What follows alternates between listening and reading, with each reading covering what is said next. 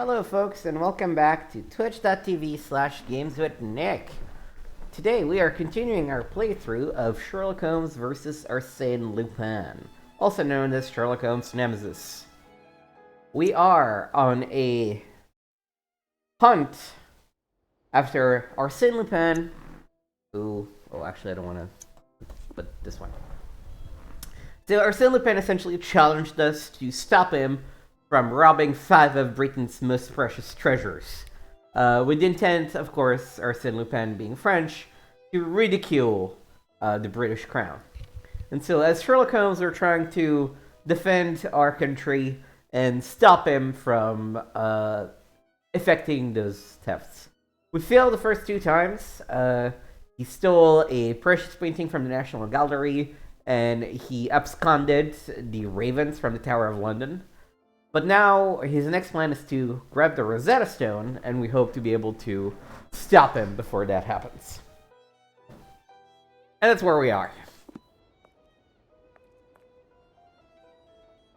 Nothing to report, Mr. Holmes.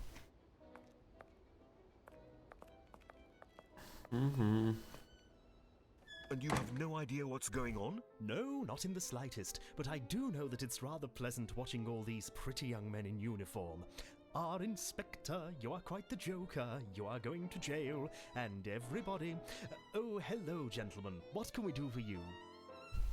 Who are you? Good day, my name is Sherlock Holmes, and this is Dr. Watson. Are you the museum's curator? The guard. Stone? Could you show me the Rosetta Stone as quickly as possible, please? Of course. Follow me.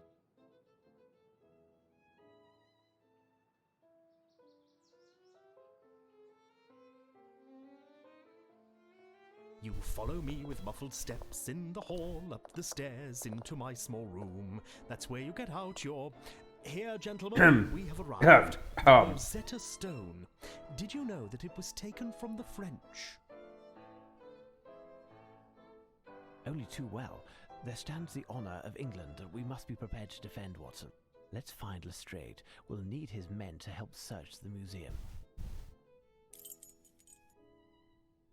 Alright.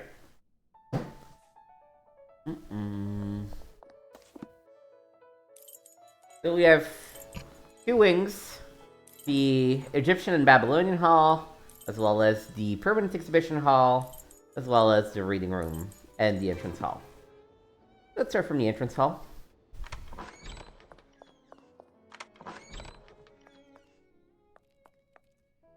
I've been playing a little bit of Morrowind lately, and so I keep trying to press space to interact with things. Soap. Rope.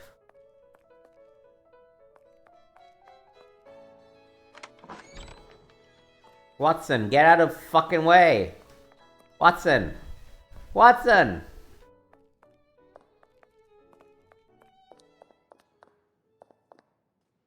Can't go that way.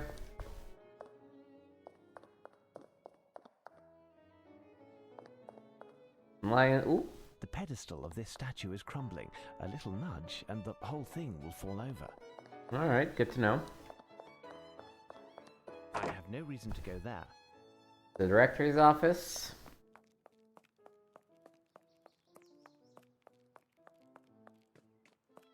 Because they've been doing some work renovating the museum.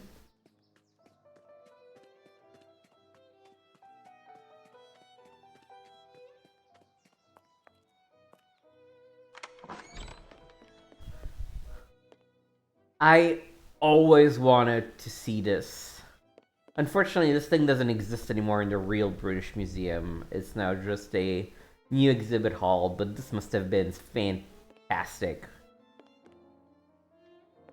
Da-dum-da-dum. Quite the business, this, isn't it?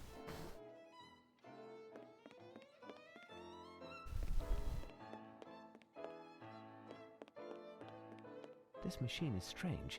It must help to locate oneself in this immense library. What am I supposed to do? Let's find Lestrade. Okay, that's our goal. I think there's a little shack over here.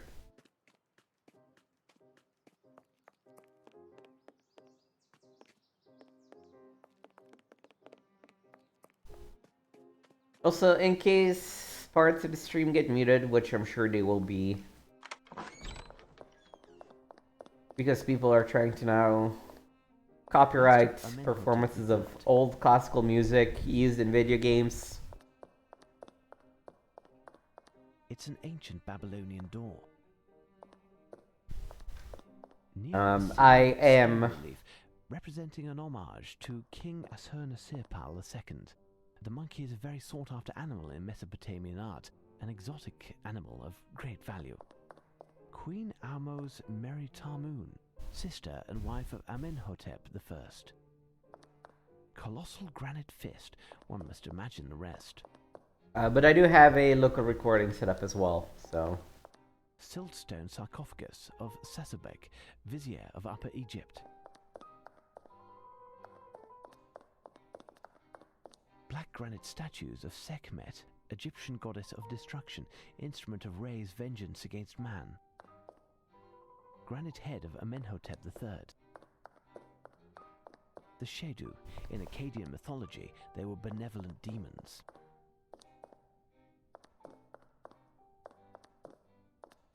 Granite lid of the sarcophagus of Setjau, viceroy of Nubia in the reign of Ramesses II, 1279 to 1213 BC. Granite sarcophagus of Parhemnadja, high priest of Fat at Memphis. Colossal limestone bust of Amenhotep III. Granite statue of Amun in the form of a ram protecting King Taharqa, a member of the 25th dynasty. Granite naos of Ptolemy VIII, a shrine dedicated to Isis. Fragment of the beard of the Great Sphinx. Column and chapter in the shape of a palm, red granite. Great sculpture of a scarab beetle. Granodiorite bark, bearing a statue of Queen Motemwia, who was the mother of Amenhotep III. Egyptian stele. Very Amenhotep III skewed. Limestone statue of Nenkhi, 5th dynasty.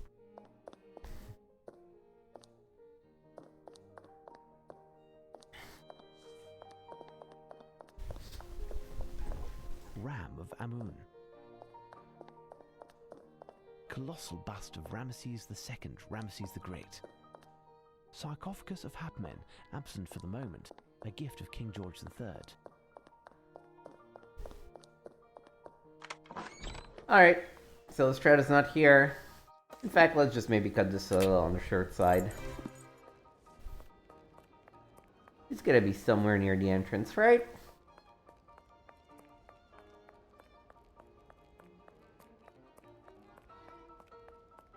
No.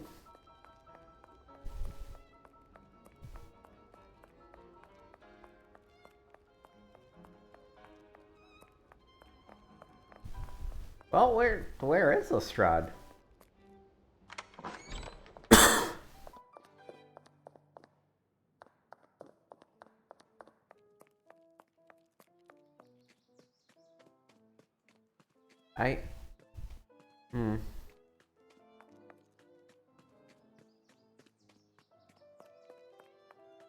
Oh, it's maybe him? No, that's just a regular copper.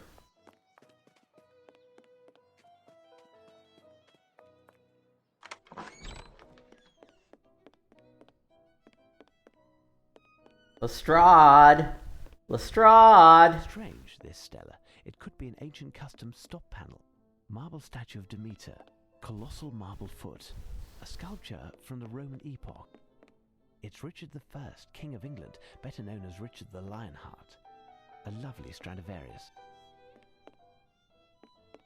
The solar system. Impressive and ingenious. Curious piece. The famous Piranesi vase. Oh. A unique collection of precious ancient vases. A statue of Kali, the goddess of the dead. Destructive feminine energy. Ah, women. Impressive collection of artists' medals by Dacier. A stuffed penguin, original. A koala.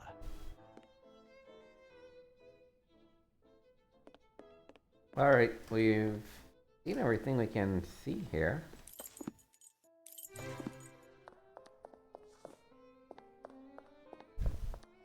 But for real, where is the man?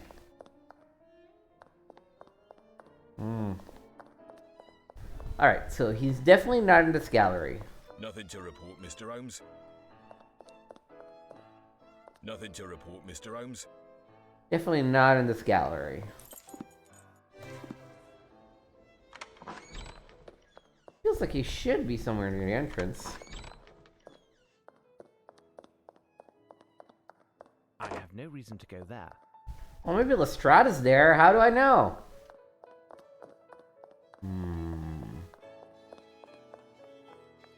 Oh, there you are. You are hiding this whole time. So, Lestrade, how are things coming along? We have finished, and if I know one thing, it's that Arsène Lupin is not hidden in this museum. We gave everything, even the smallest nook, the once-over, 3 times. The men have doubled the watch outside. This place is protected like a fortress.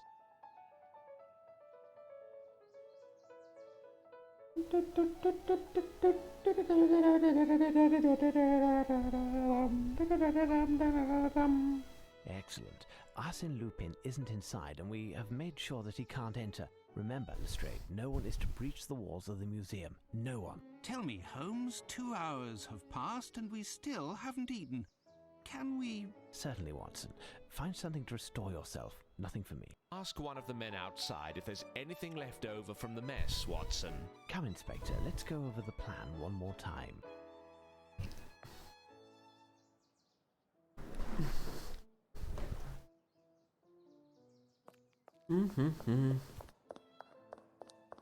We hungry.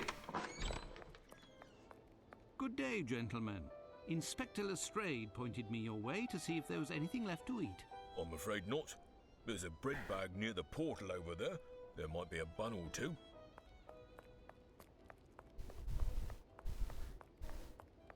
I assume you mean that bag and that portal? No, that's a trash can. Oh, there's bread. Ah, it looks like the police's bread bag. It's a rubbish bag, not a bread bag. Psst! Hey, Doctor! Psst! But what are you doing there? Word on the street is that something big is going down here. Is that true? Yes. Well, no. Regardless, you must leave. No chance. I want my scoop. You promised me. And the time has come to keep your word. What do you want? Sneak me in, and I'll take some pictures, on the sly, of course, and I'll have a screamer of a headline. Out of the question. If one of the constables sees you in the museum, you'll be taken as their quarry, and I'll pay the price for having let you in. Listen, Doctor, I've seen worse. Danger is part of my job.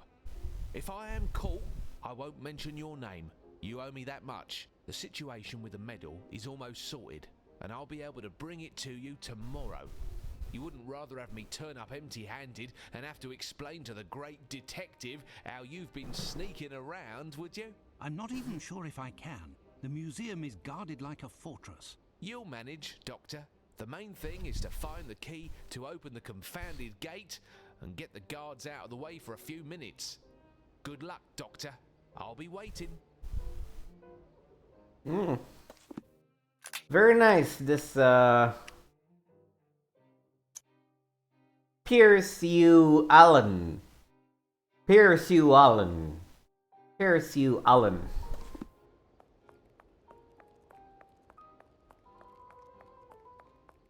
I'm sure he has no further motives for wanting to enter the museum.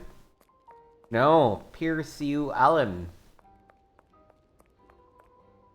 How are you? All's well. Just doing my duty. Before moving away from the police officers, I should try... I have no interest in going there. No interest whatsoever.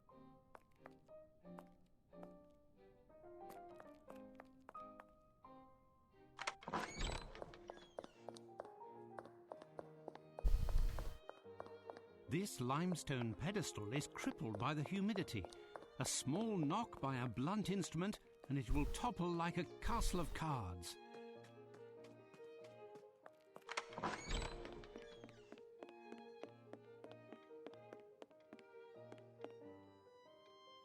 So, my friend, all seems well with you?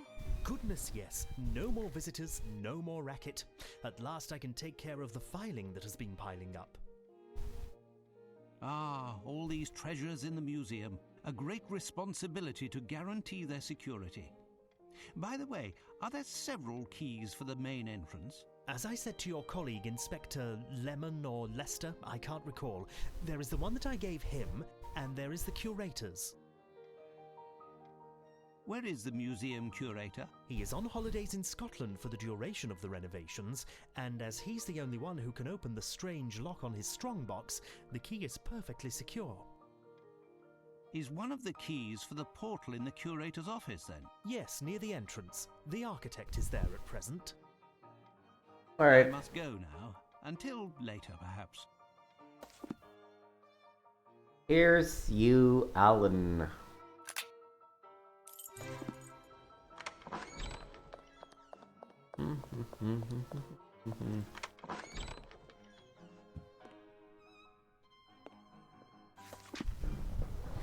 Every Wednesday morning, meeting of the Commonwealth Archaeological Society. Take 2 magnesium pills from Dr. Booney after each meal. 2 open red clockwise, blue counterclockwise, The 15. museum director's reminder. Apparently, he suffers from memory loss. He even jots down some sort of hieroglyphs.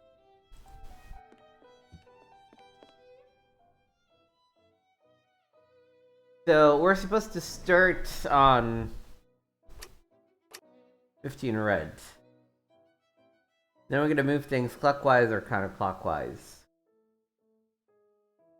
But I am still missing some information for sure.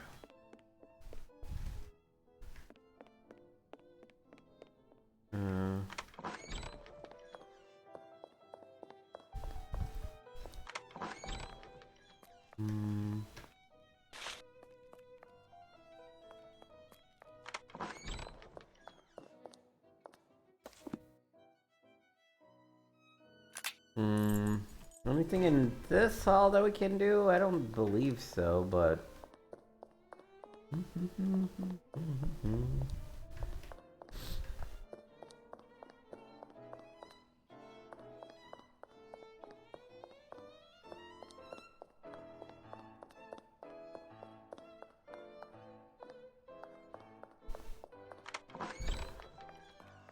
Nothing like training your little gray cells after dinner.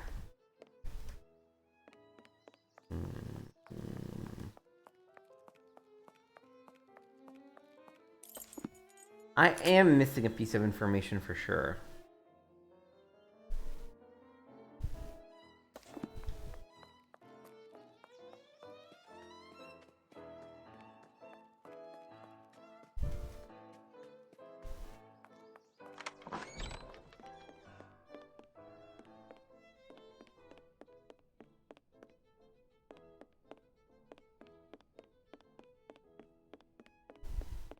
I don't have time to play tourist. I must take care of this accursed journalist.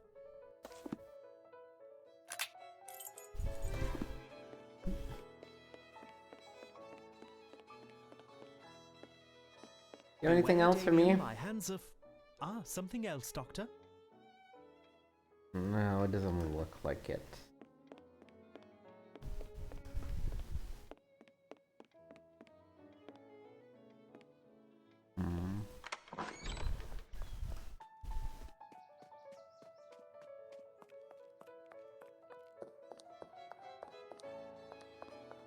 Before moving away... Yeah, I need the key.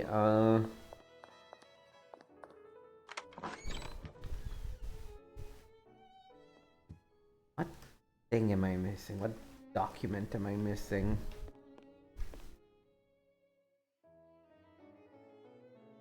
Oh, no, no, no, no, no. I'm not missing anything. You're pointing on 15 red.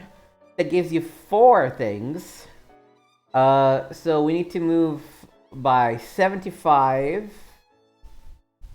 By 75 or 275? Let's say by 75 in the counterclockwise direction.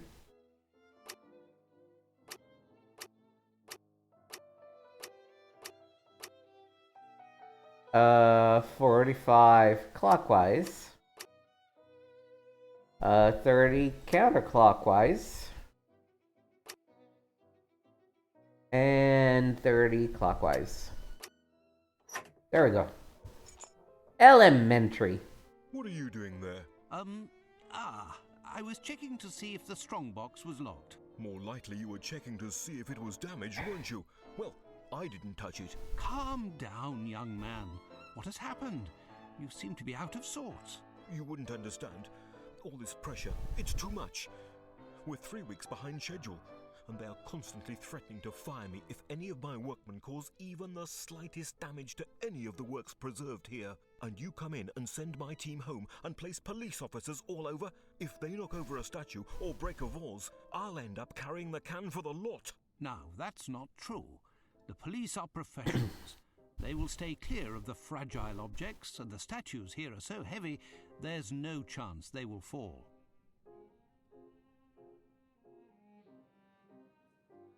You are deceiving yourself. Look at the 2 lions at the entrance. The base of one of the 2 is crumbling so much that it will turn into dust at the slightest noise. And there are plenty like that here. In any case, young man, you must stop tormenting yourself. No one will wrongly accuse you. Now I must get the police away from the entrance to sneak the journey. I feel bad that this poor man was like, I'm so stressed that people will break things. Before moving away from the police officers, try to look for the key to the portal. It's probably faster for me to just warp. Find a way to get rid of the police, Doctor. Yes, Pierce, you, Alan.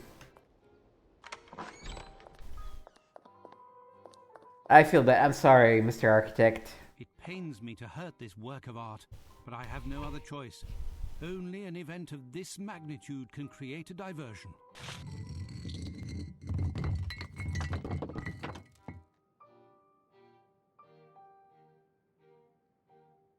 Yeah, but maybe bail from the crime scene. Me. Good God, what has happened? It wasn't me. I just arrived.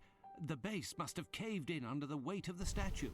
It wasn't me. The statue can't stay on the ground. We must keep it up away from the humidity. It wasn't me. Find anyone in the museum to help lift it. I'll go outside to find reinforcements. It wasn't me. It wasn't me.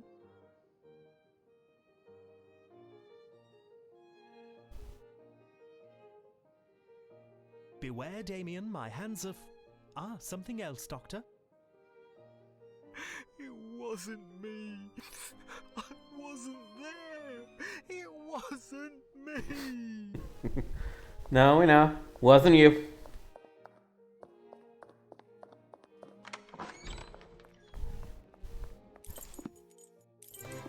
Find a way to get rid of the police, Doctor. Oh, I guess I need to talk to the policeman and be like, yo, we need your help. What's all this racket? A statue has collapsed in the entrance hall. We must quickly move it. Otherwise, the invoice will be sent to your unit. Come, give us a hand. But we aren't allowed to leave our post. In Afghanistan, I was shot, and I'm no longer able to exert myself with that arm. I will be of no use lifting, but I could keep an eye while you help your colleagues. In that case,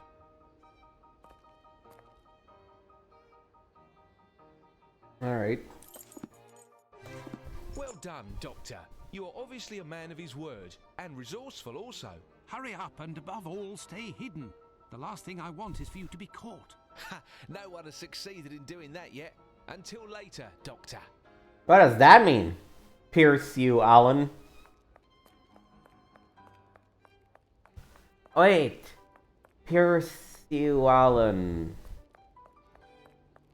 Lupin. Arsene Lupin! We've been had! Shocking, I know. Ah, there you are, gentlemen. You can reclaim your post. Nothing happened. Smooth sailing. Well, Watson, it would appear that you served as reinforcement to Lestrade's men. It's a pleasure to see that 2 sleepless nights haven't taken away your legendary spirit of enterprise. Well, gentlemen, we'll wait and wait some more. Later. I've tripled the manpower surrounding the building. My men have a carbide searchlight. No way of getting past it as long as it's a clear night. I have, moreover, locked all of the exits leading onto the hall where the Rosetta Stone is found and placed a man by each of the doors. 4 of my best men are locked inside and stationed directly in front of the stone. Knowing that it weighs almost 1,500 pounds, Lupin doesn't stand a chance. We'll know soon enough. Excuse me, Inspector, but I hope that your men won't forget to replace the iron bars in the room where they were. They shouldn't be left outside, as they don't like the humidity. What are you saying, young man? I never gave the order to take any iron bars. Listen, they were there 2 hours ago. Who would have taken them if not your men? Leave it to me, Lestrade. Young man, you said some iron bars had disappeared. Can you show me where? Follow me.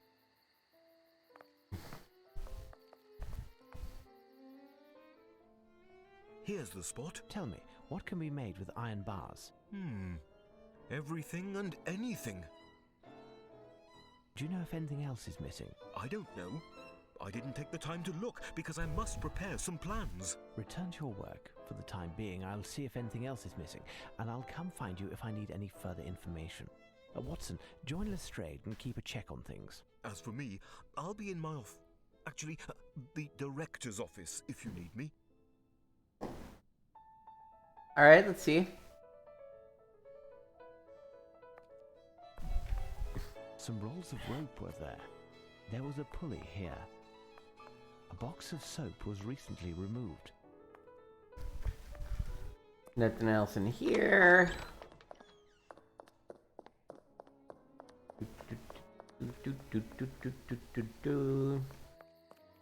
We should go to the little house too. Something's gonna be missing from there.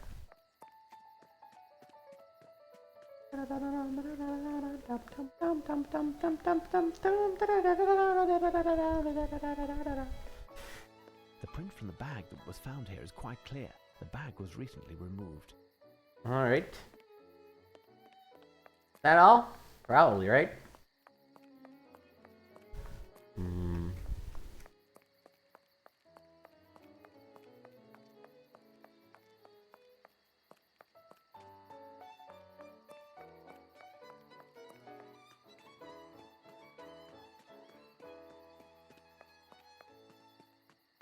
Oh, we can also interact over there.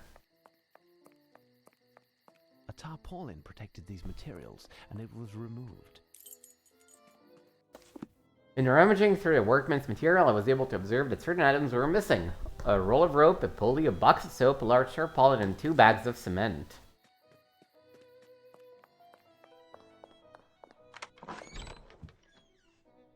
Any news, Mr. Holmes? I think I made the round of all the missing objects. Here I noted them on a piece of paper. Can you tell me now what could be made with this? Hold on. I need to think for a moment. It's quite thoughtful of them. What's going on, Barn Cow? The police are too kind. They took the time to remove the rubble that was in the hall. However, they were given orders to not leave their post. Strange. I must look into that. Until later.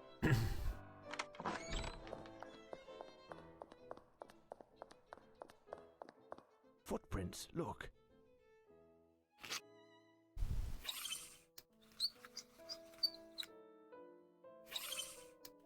These footprints are size 9. Hold on. The most recent footprints on the ground correspond exactly with those that I found in the National Gallery, in the soil from the pot. Those of Lupin. Oh, I think I found it, Mr. Holmes. Upon closer inspection, the soap doesn't seem to have anything to do with this. I think they mean to install a pulley on a tripod in order to reel up a load situated much lower, like in a mine, for example. What is the maximum weight of the load that we can raise? Given the strength of the bars, it would all depend on the counterweight used. If, for example, we used one of the pedestals of the lions in front of the stairs, we could lift more than 2,000 pounds. Oh, you mean one of the lions missing? Holmes! Come here! Quick! It's Watson. We must get to him quickly.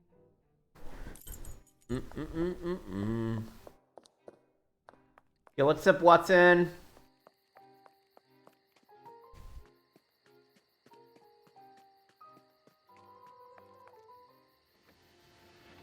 Blasted door. I can never seem to open it. Oh, there it is. Quick! Blazes. Damnation!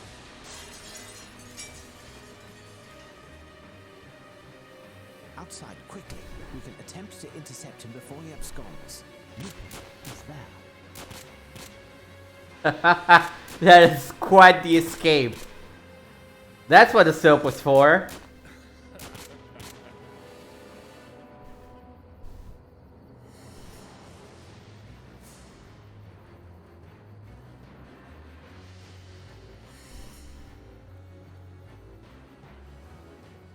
My men are searching the area, but nothing yet.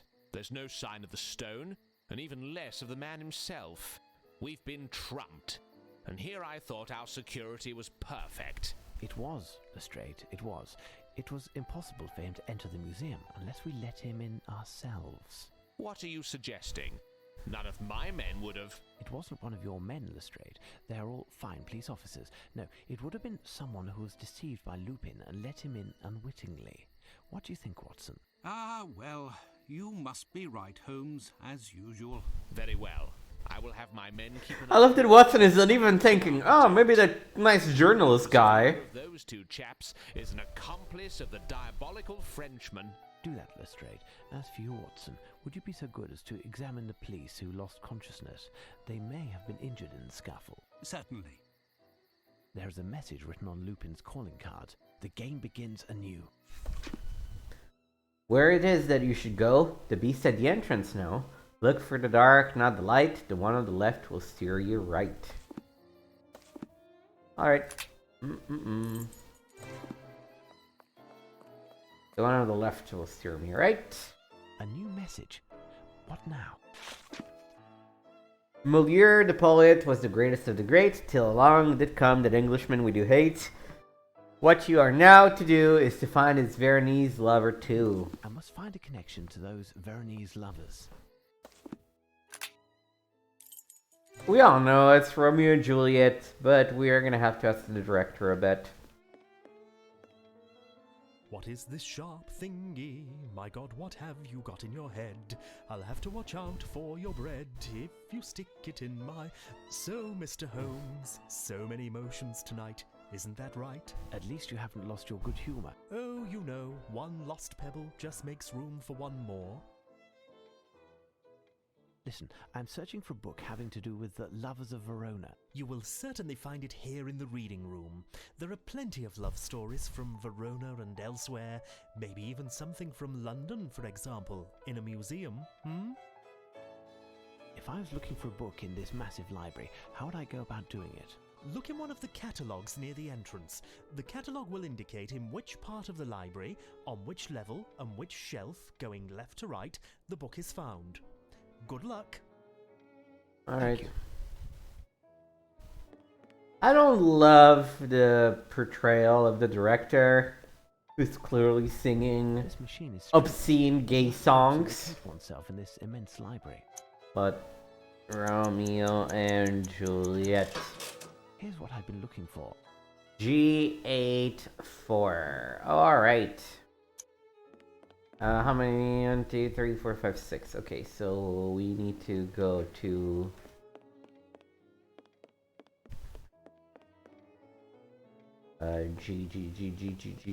G. 8. 1, 2, 3, 4. There, Romeo and Juliet. Look, a piece of paper seems to be marking a page. There's something written on it. Leading nowhere, I've seen a door of red copper or bronze from ages yore.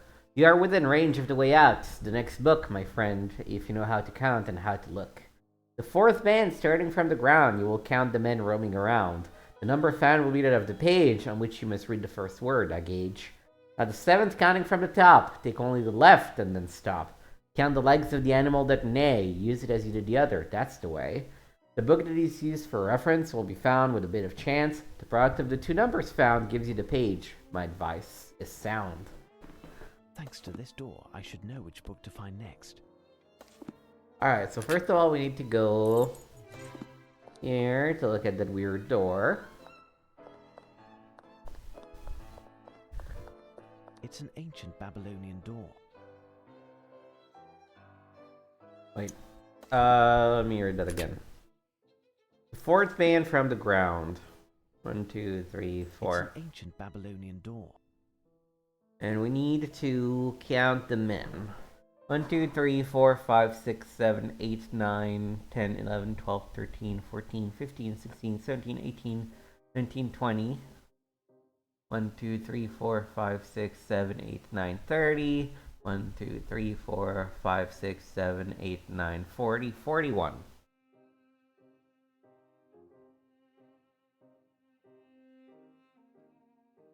Yeah. 41. Thanks to this door, I should know which book to find next. 7 from the top. 1, 2, 3, 4, 5, 6, 7. It's an ancient Babylonian door. We need to count the horses on the left. 1, 2, 3, 4, 5, 6, 7, 8, 9. We got 41 and 9. And 41 times 9. Let's just use a calculator really quickly. Is 369.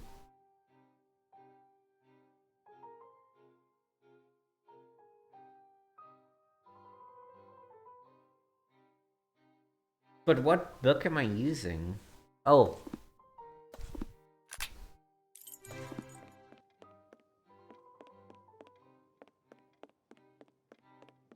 Yes, Mr. Holmes? No. Thank you.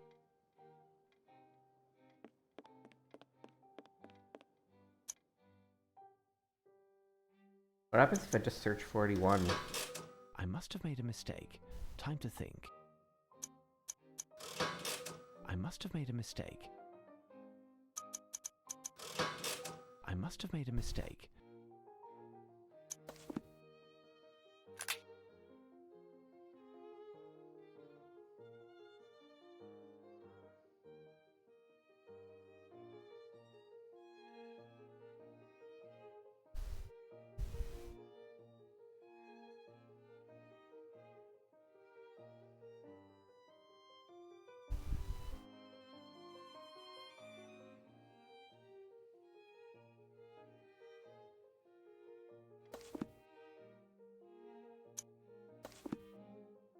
I am still confused as to which book to use.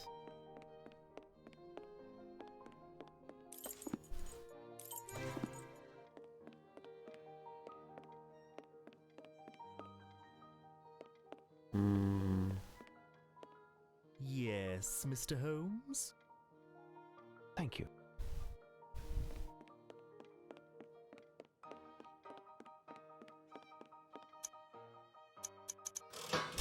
I must have made a mistake. Can be a Romeo and Juliet.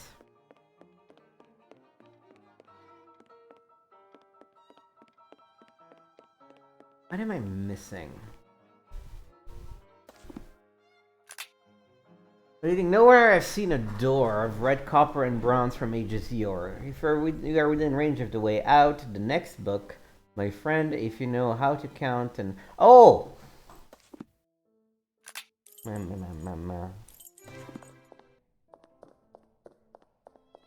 Gotta be a book around here.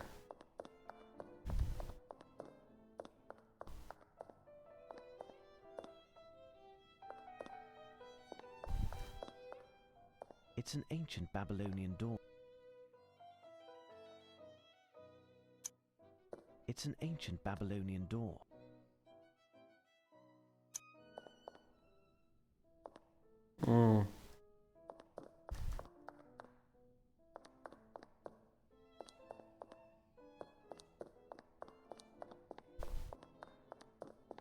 limestone stela with 3 figures of Bess, protector of households, brandishing a sword to fight evil.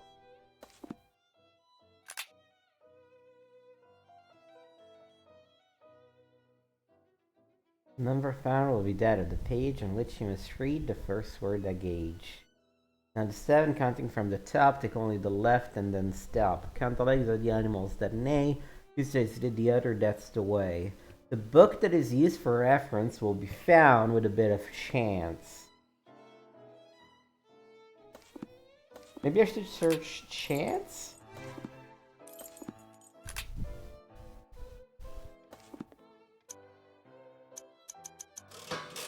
I must have made a mistake. I must have made a mistake.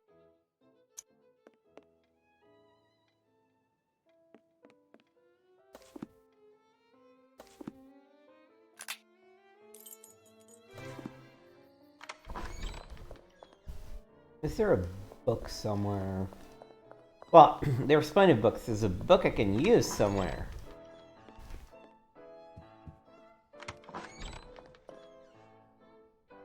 No, I'm stumped.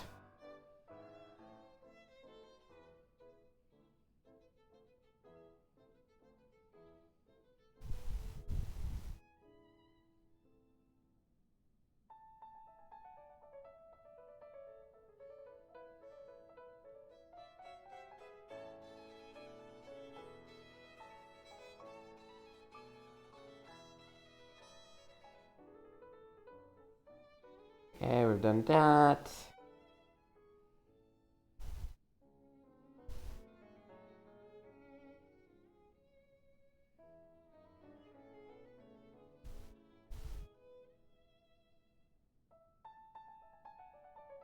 Wait.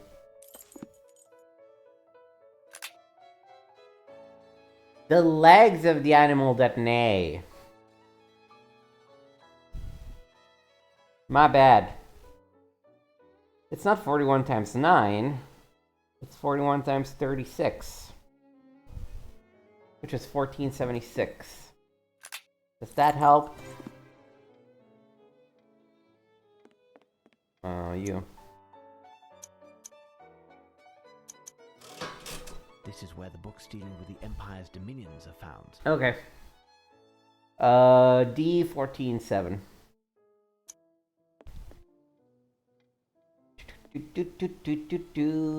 14 means it's the top floor.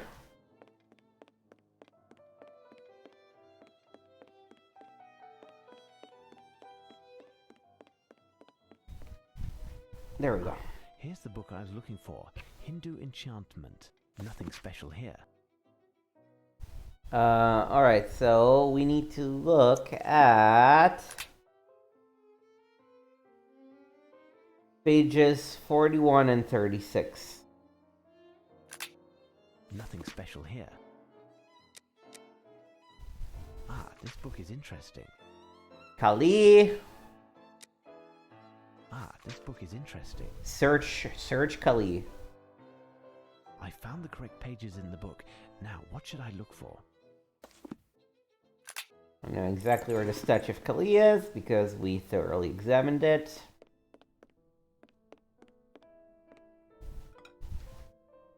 A new message. What now? We are 3 brothers, exactly the same, but one of us has been altered in the game. Remove it if you please, but do not hurt us. The addition can be removed without much fuss.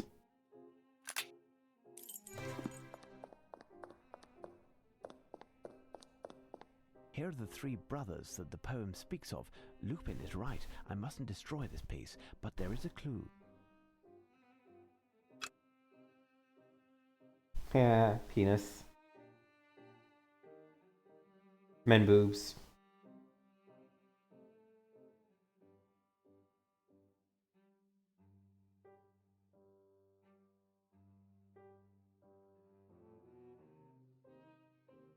Mm-hmm.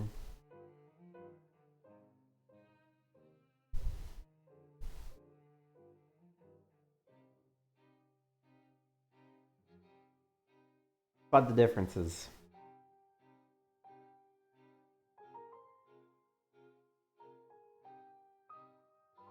Oh.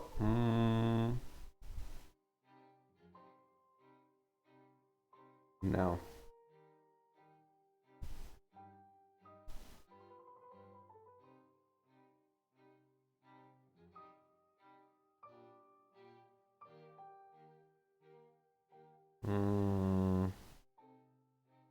Faces look the same. Oh. No. A new message. What now? Drink or be drunk. Treaty on 1 drugs. All of this must surely have a connection with the books that are found in the reading room.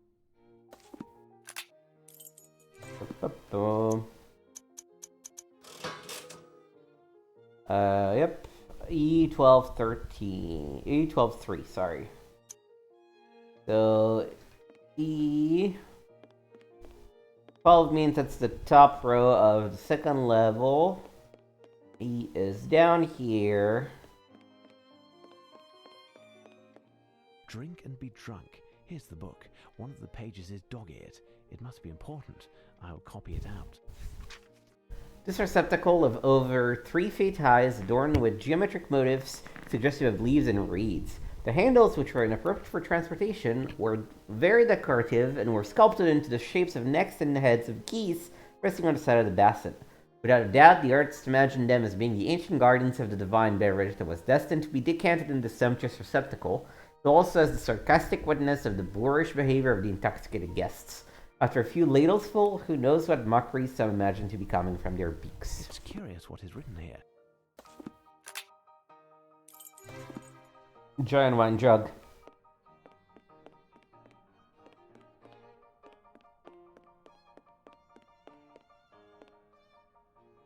The famous Piranesi vase. A unique collection of precious ancient vases. Can I check out the vases a little more closely? I feel like there's gotta be one of these. Maybe I need to talk to the... Oh no. There is something here. This one. Poem of 2 monkeys. Behind another, holding 2 monkeys, is a man. From the nail of the left thumb starts the plan, and 3 downwards you must alight. The next step is to go 5 to the right. Find the second, it won't take long. A round picture good for eating, we'll get it for a song. You'll see 2 young girls and a knob of 3. Measure the width of that plate, you'll see. First one by 100 minus the second by 10. That gives the exact place here where you will find me then.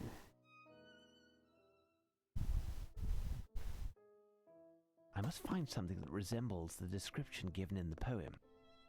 Wonderful dishes. Alright, so...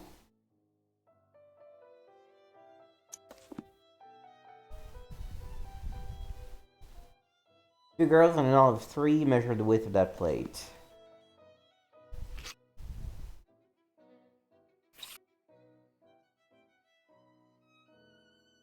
$52. There, I measured it properly. Diameter, 52 centimeters. That is $5.20. The first thing, though...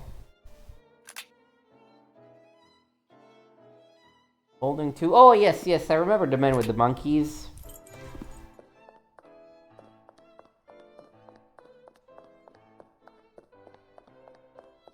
A man holding 2 monkeys. Curious piece.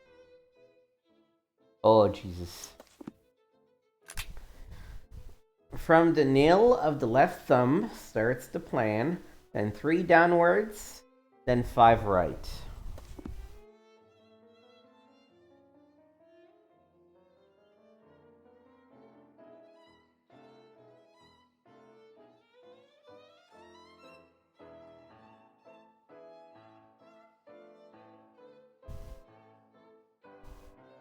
One, 2, 3. 2, 3, 4, 5. I will recopy all of that to better study it. I definitely recognize the distinct cuneiform writing. I must decipher this text. Oh boy, it's time for decipher, baby! Alright, well, we've got E apparently. That one is set. These are clearly all the.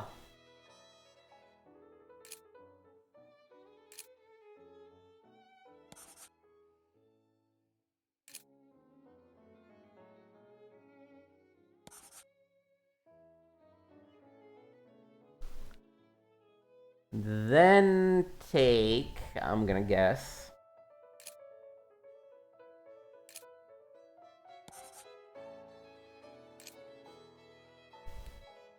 let's see if that works. Then take the C? Can't be T, so it's gotta be C.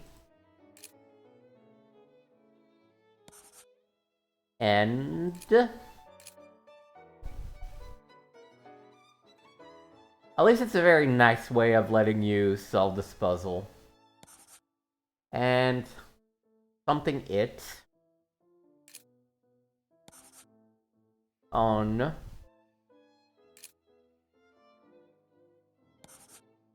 the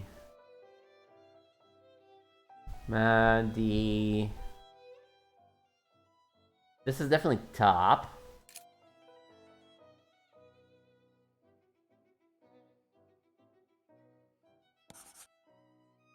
This is of.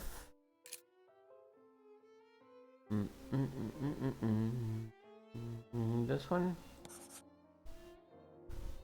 Of it all.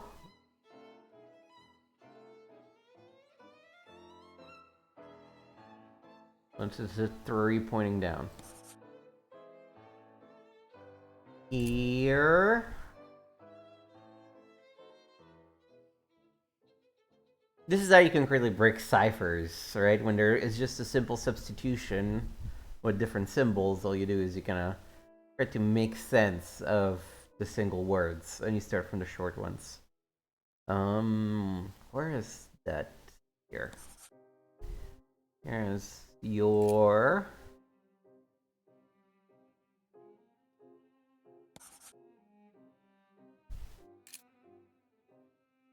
1, 2, 3, facing down.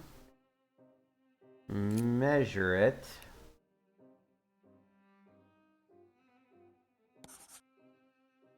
And go on? Yeah, we don't have a G yet. Put it on the rocks.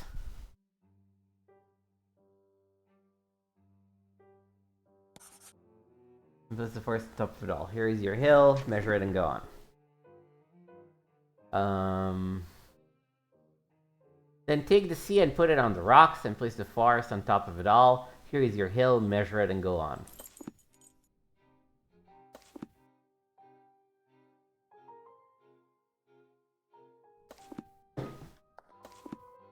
The forest hill. This is definitely going to be somewhere around here, I guess, but...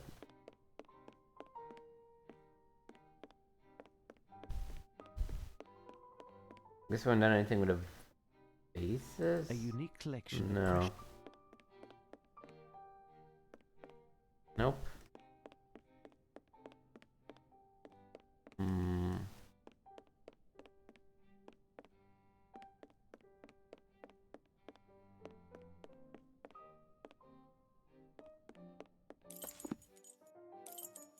Oh!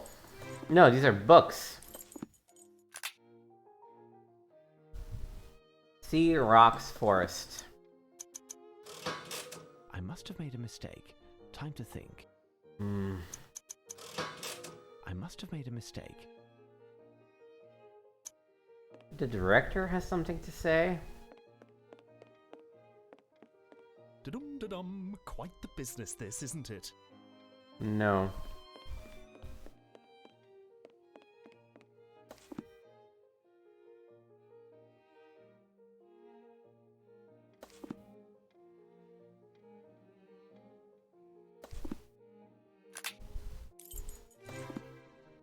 It can't be here, right?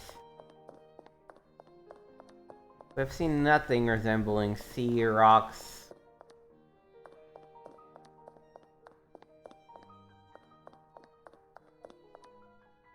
The Shedu. In Akkadian mythology, they were benevolent.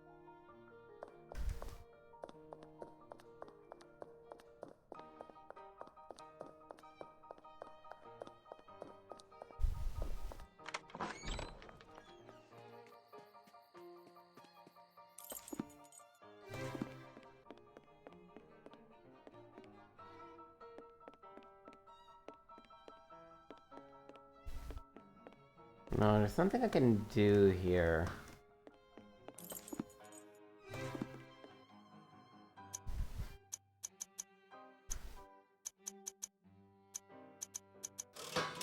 Here's what I've been looking for. There we go. Remember, the Seas, Rock, and Forest in 3 volumes. C4-5. C4, so it's gonna be on this floor. 4, 5. There we go.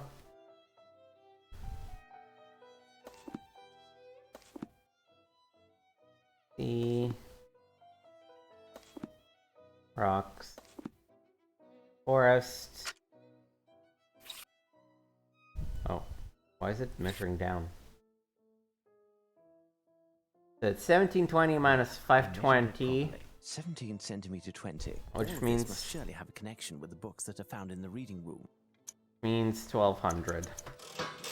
Elementary. J93. 9 would be on the second floor.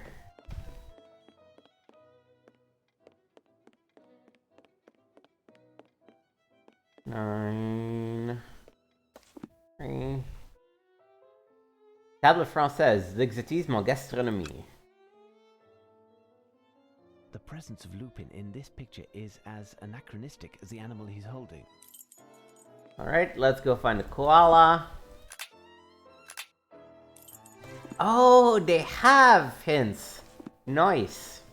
Wish I had known that when I was stuck before. Koala, here. A koala. The animal is holding a small piece of paper between its paws.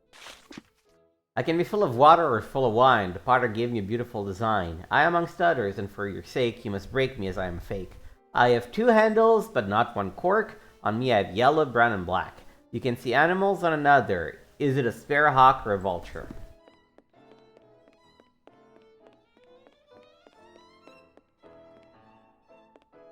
There is something here. Oh. Yeah, I automatically picked it.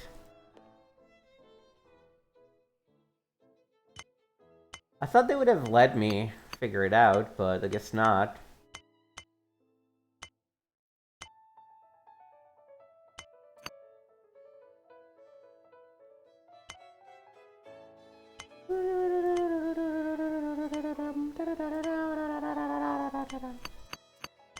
Right, let's put a puzzle together.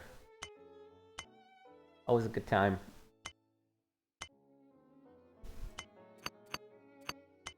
Oh, go on the right side.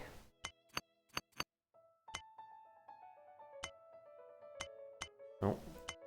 Nope. There.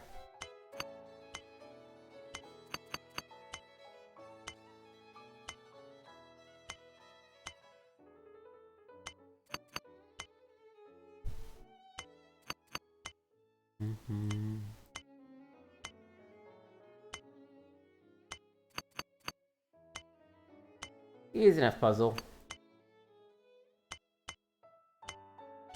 I don't know why it's not snapping up nicely, but...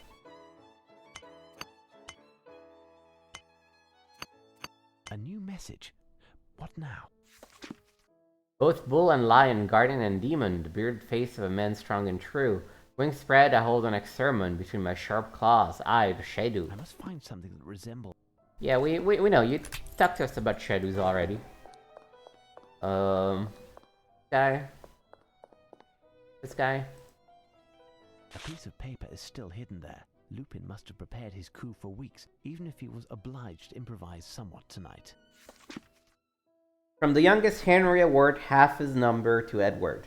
You must replace the king you did obtain with a Richard whose number is the same, minus that of Charles I to move forward. From John to the first James, you must got a Christian name. Their numbers plus 3 will do. This given name, we give it this number 2 and exchange this king with Charles II. The Richards and the Wills look for their equal in number with skill. 6 right and 1 up high, one another. You must try to conserve the same number still. And the columns order is what you must fix. The placement could be better. Change the 4s with the 6. Oh, I need to back out.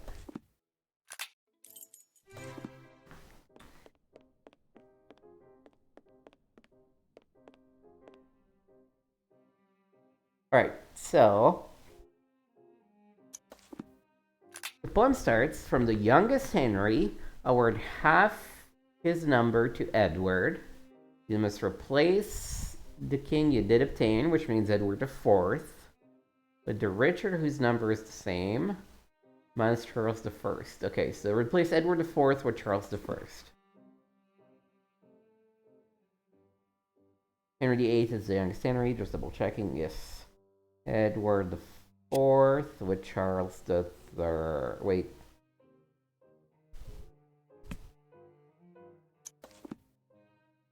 With Richard the Third. I was like, there's no Charles the Third. Richard the First, Richard the Third. Perfect. Now on to the next step. Then, from John to the first James, you must cut a Christian name.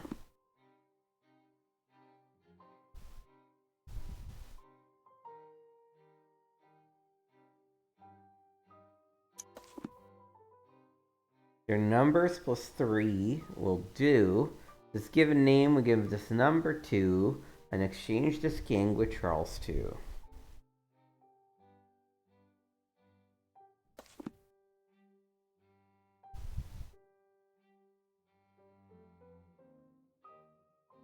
Christian name.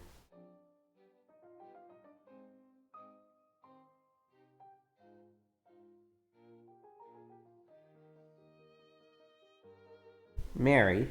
Has to be Mary.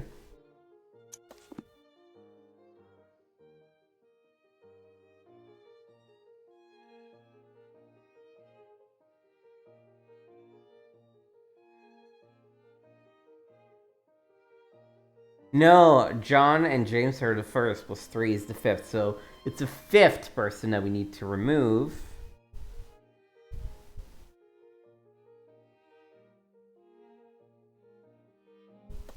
And exchange them with Charles II. Gotta be Henry then. Ooh, Henry or Edward.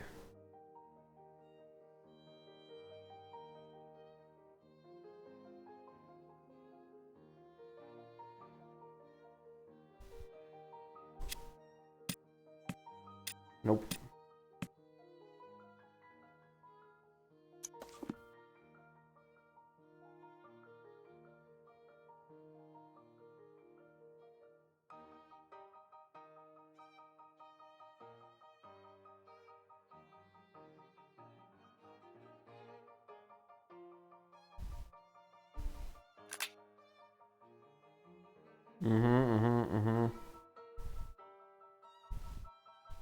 Henry the Sixth.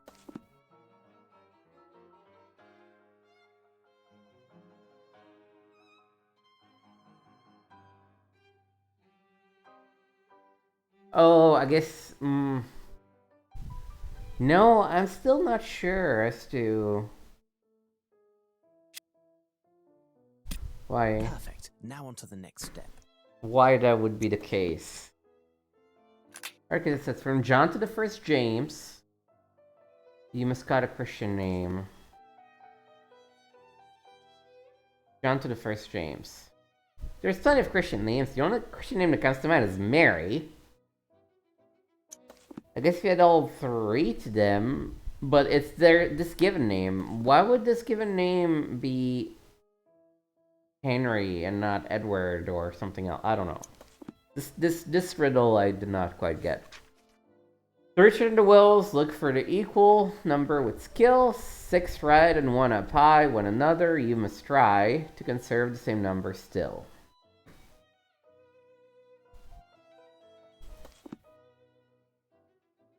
Two, 3, or the Richards.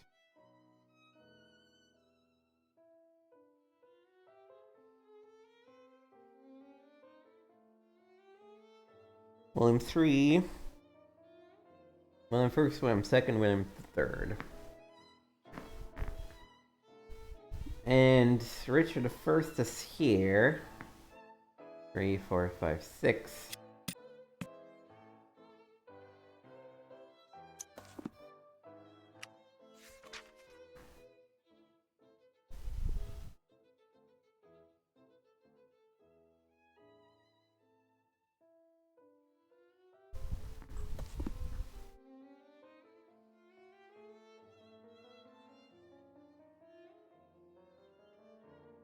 And then the other guy is...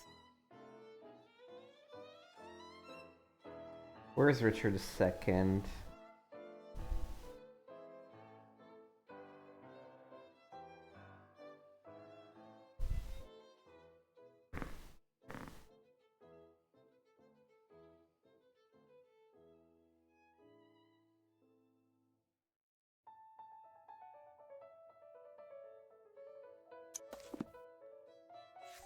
The Richards and the Wills look for their equal number with skill. 6 right and 1 hop by one another. You must try to conserve the same number still.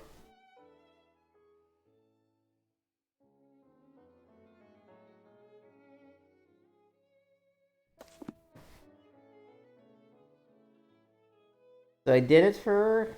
So the numbers are fixed, and I did it, right? 1, 2, 3, 4, 5, 6. Yes, 1, 2, 3, 4, 5, 6 up. Okay. Now I need to do the same for the second and the third?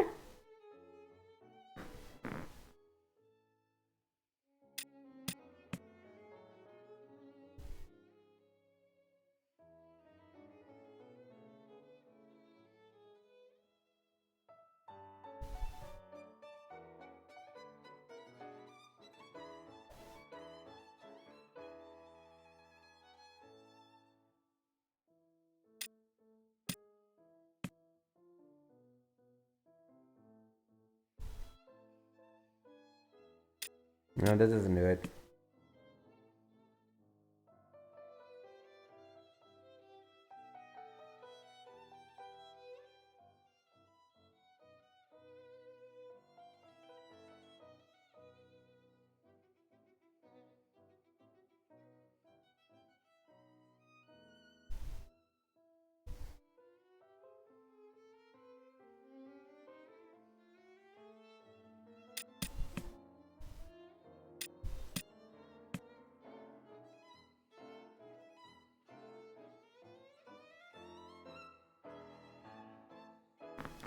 This works.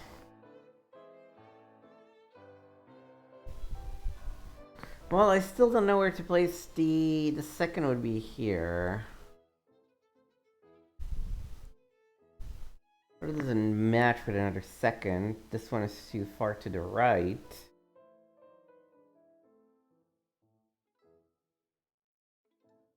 One can't be because there's nothing up.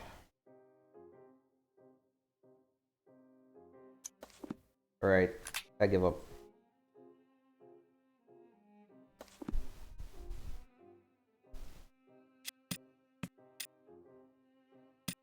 Perfect. Now on to the next step. Oh, that is so dumb. What was this? What's this bullshit? 6 right and 1 up high.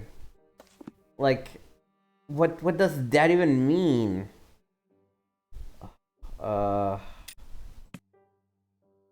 William II with Richard II. Where are you? Perfect. Now on to the next. Richard III and William III. Perfect. Now on to the next. Concertors you must fix, change the 4s with the 6. Perfect. Now on to the next. Perfect. Now on to the next. Perfect. Now on to the next step. Perfect. Now on to the next. Next, trace a path between 2 sovereigns from the most aged to the youth and link the 2 domains. The most aged would be Richard I. The most oh, actually, no, yeah, William I to Edward. Well, the most youth, probably George II, right? I'll link the 2 domains.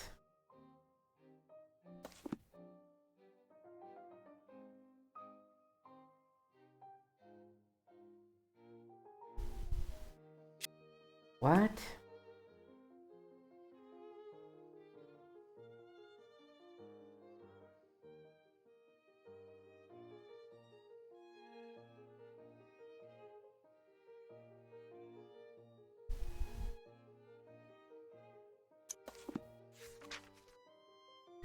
Trespass between two sovereigns from the most aged to the youth, and link the two domains.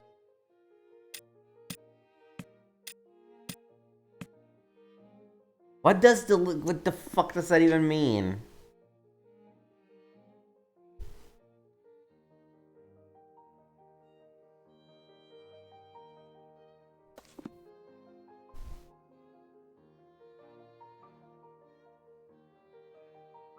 And to the lion's heart, which would mean Richard I. Where's Richard I now?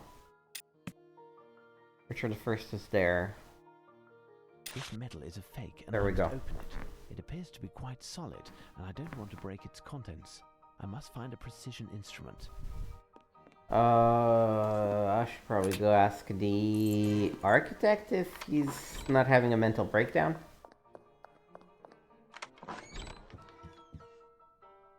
If it isn't the architect. Tell me, would you happen to have amongst your tools an implement that could split metal? Ah, yes. In fact, I have an extremely rare tool whose sole purpose is that. Isn't that nice? Could I borrow this implement? It should be over there. It's a saw with a diamond-edged blade, made in South Africa. It cuts the hardest of steels like butter. There are only 3 in the world. By Jove, I can't seem to find it. Was it prudent to leave it here for all to see? I only received it last night, and I was waiting until I had the combination to this strongbox in which to store it. In any case, it was still there when the workman left, and I was to take it when I went home. My goodness, where could it be? Alright, well, we need to find a stool now. Attempt to find something else, thank you.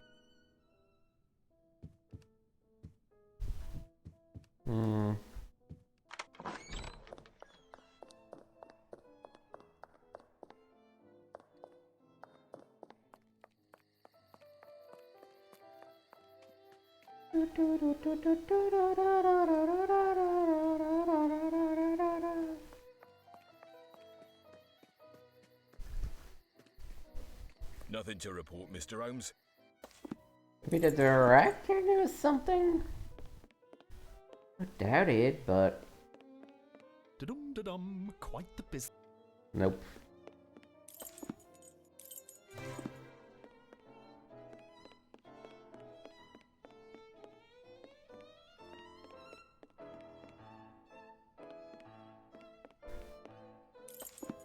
He said... It was there when the workman left and I was to take it home.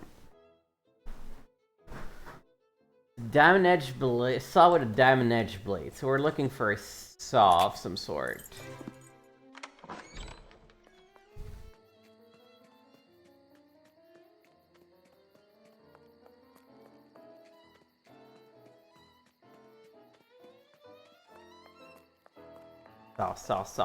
Saw.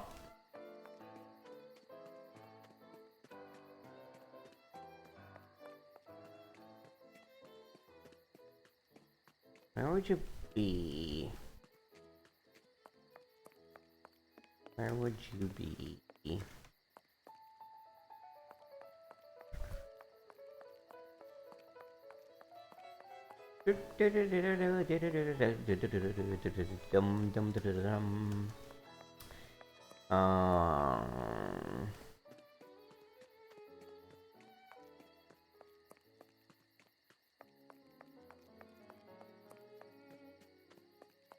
Small room next door, maybe?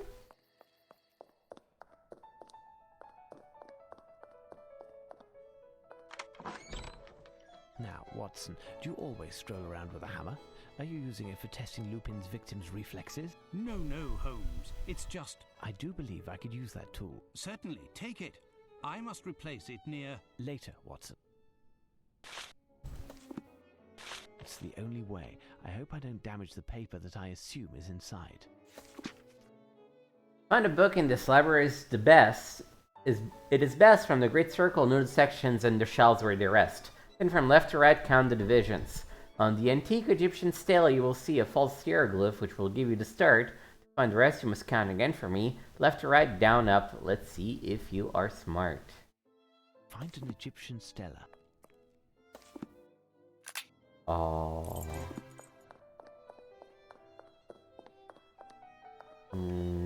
Stella. Stella! Alright, there's gonna be a false hieroglyph somewhere. Nope, nope, nope, nope, nope.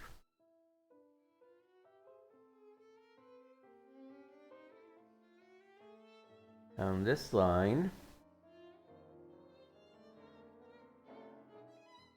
No.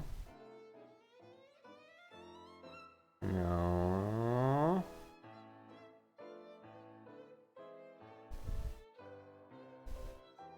Nothing yet. Nope. Nope. Everything seems fine. Seems to still be good. Nothing. Nothing. Oh! Unless the Egyptians took up Latin, this letter E is in Lupin's hand. 8th line from the bottom and 9th column from the left. So we go here. 8 from the bottom means 2nd floor.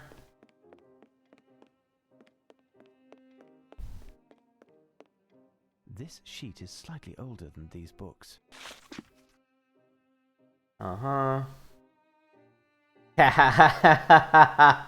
This is Get Back. Jojo was a man who thought he was a loner, but he knew he couldn't lie. Jojo left his house in Tucson, Arizona, for some California grad. Get back, get back, get back to where you once belonged. It's a musical score. This melody certainly has a meaning. It's most likely a popular tune. I'll need the advice of an expert. If I could bother you again. Absolutely. Apparently you're a true music aficionado. Can you enlighten me on this score? Not in the least, my dear sir. Even if I am unbeatable when it comes to the lyrics to both traditional and popular songs, I do not know how to read music, and I couldn't tell Mozart from a pudding recipe if it was being sung. I'll have to find a way to play the tune. Oh, I know exactly how to do it.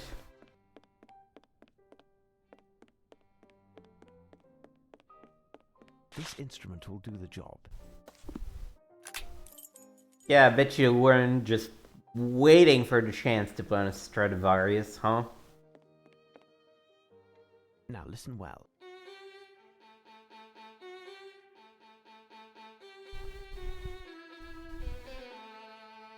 Return, return, return from whence you went. Return, return, return from whence you went.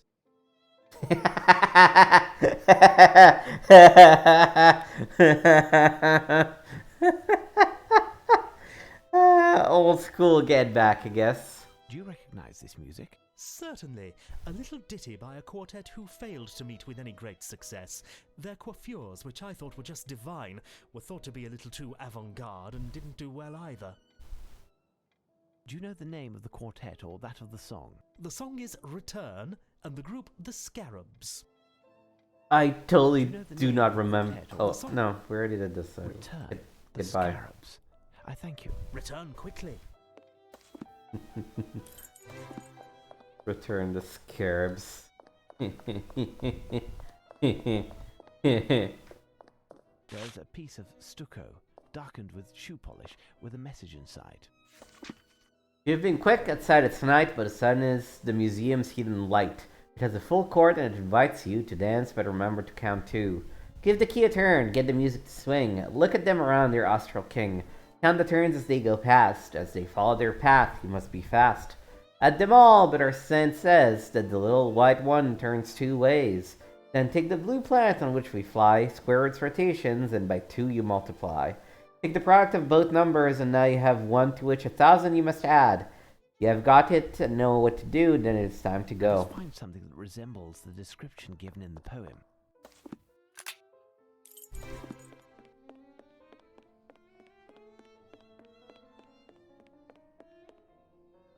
My, I must count the number of turns executed by each of the planets and make the calculation based on Lupin's poem. Such an imagination. Yeah, let's do Earth.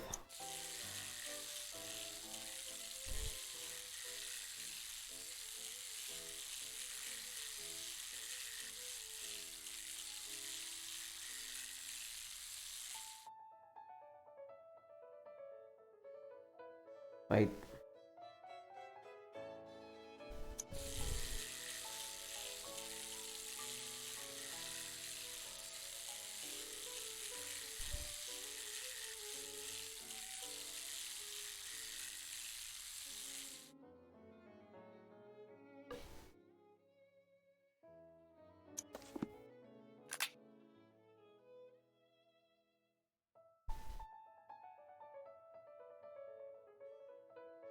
Okay, so I should first add them all.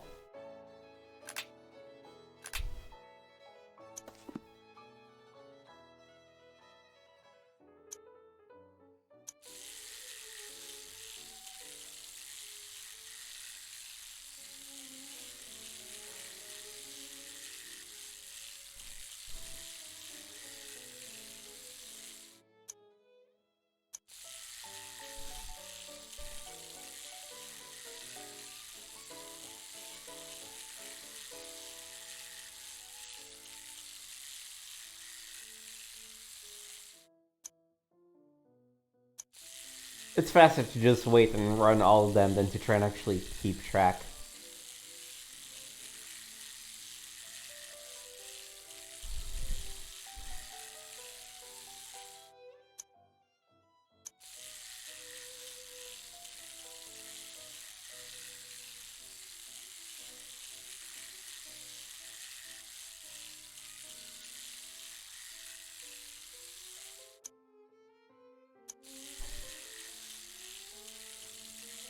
Alright, so that's 11, 14, 27, but the moon also rotates around the sun, so that's really 30, 37. So the total number is 37. And then we have 18 by squaring and then doubling the Earth's rotation. 37 times 18, whoa. 666. Alright.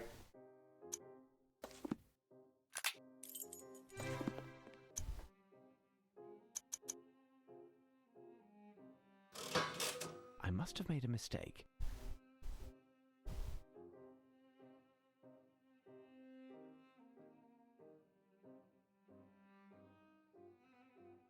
Let me read that again.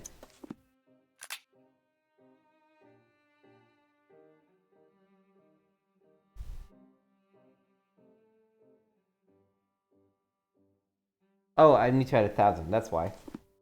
1666. Here's what I've been looking for. Necronomicon, I-1312. I-13 means we're on the top level. No book, but Lupin has left me a message. The last, undoubtedly. Dear Mr. Holmes, enough of enigmas in Alexandria. If you're reading this, it's because I have carried off my third victory. The next, I have to admit, between the two of us, is certainly the most perilous. There's something in this world that money can't buy. In its name, millions of men had died sword in hand and a smile on their lips. Illustrious conquerors and mighty armies have attempted in vain to take what I am preparing to steal. Only one person in the world can cause me to fail, and despite the two of us, this person may just be my most precious ally as well. I am priming a battle on a field that I have studied 1,000,000 times, but it is completely unknown at the same time. But I digress and must be testing your patience. Not far from where you are, there is a man who is whistling or humming. If you ask him who is the person dearest in the world to him, he will balk at answering, but will eventually show you a portrait. I will ask you to carefully observe this portrait, because soon enough, this face will disappear forever.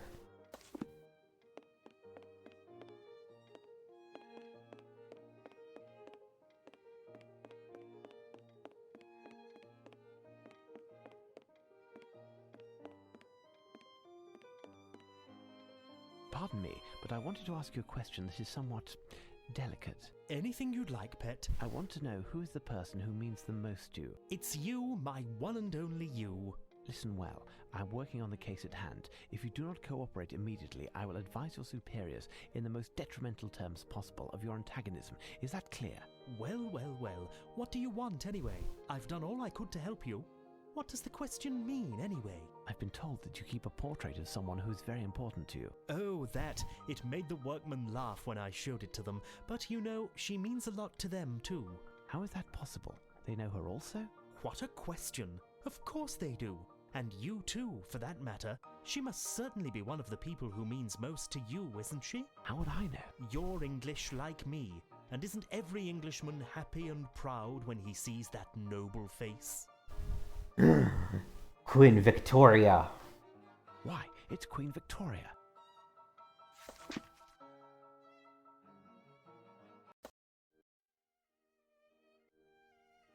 There, Holmes. I've told you everything. You are correct. Someone on the inside did help Lupin enter the museum. And I must shamefully confess that it could only have been me. That rogue, under the guise of a journalist, played me, and I was blind to it all. He even left me his card the first time we met. Here, look. Maybe there's a clue. And Graham. I must have made a mistake. Oh. Time to think. Arson.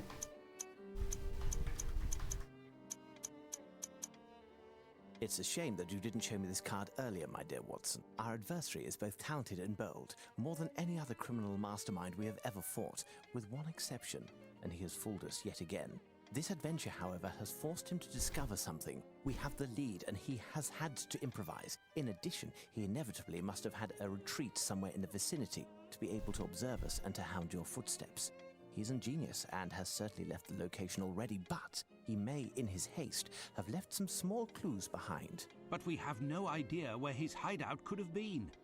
The only place we might receive any information is the Golden Lion, but nobody there will say anything to you or me. Indeed, the Golden Lion is a hostile spot, unless you use the same weapons as your adversary.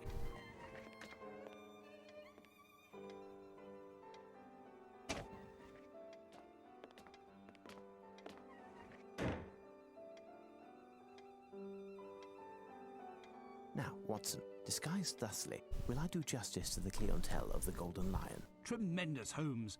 But what am I to do? Out of the two of us, you are the wordsmith. I'll need you to write a letter, send a copy to Lestrade, addressed to the Prime Minister in order to have an interview with this person. You are not serious, Holmes. It can't be more obvious. This must be the target of Lupin's next crime. I must lay down for a moment. I am counting on you, Watson. See you soon.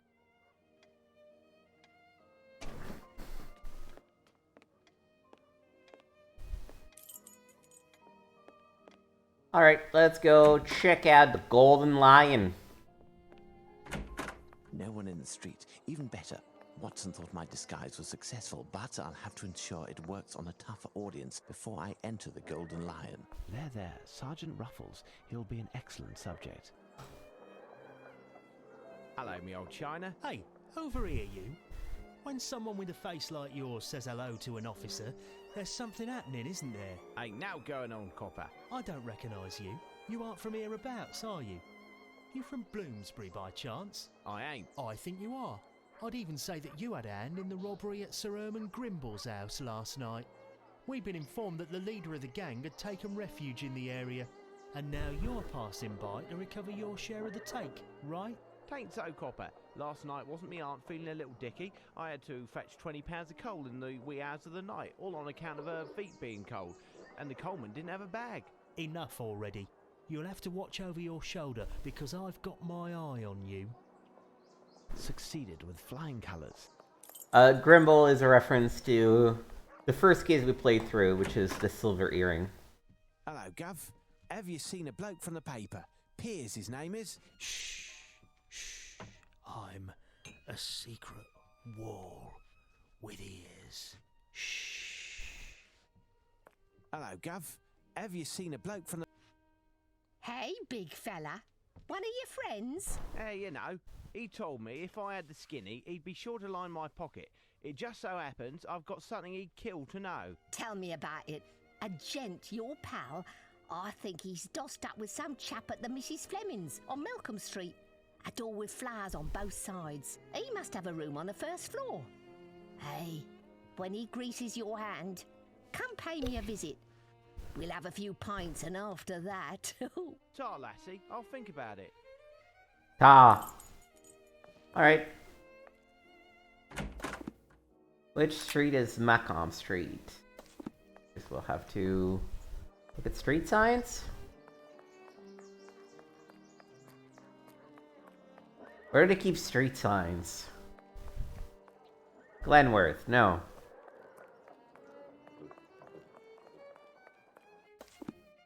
That is Baker, of course. Further down, no, further down is closed.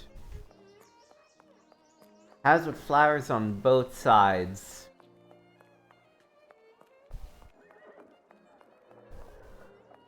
That's Baker. This is Melcomb, okay. Oh, it's gotta be this one. No? Oh, this one. There's a chance that Lupin and his accomplices are still there.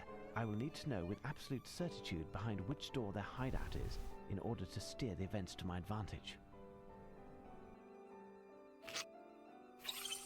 These footprints are size 9.5. These are work boots. These are work... Alright. This is probably not Lupin's house. Size 8. Too small. Work boots. Look, some blood and little scrap. Man's butcher.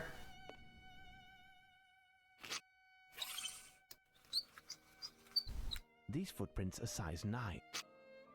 The footprints are indistinct, but they don't seem to be those of work boots. The footprints are indistinct. Alright, should be this one. Who are you? Hey, don't be daft. I'm just here visiting a bloke I know. Act writer.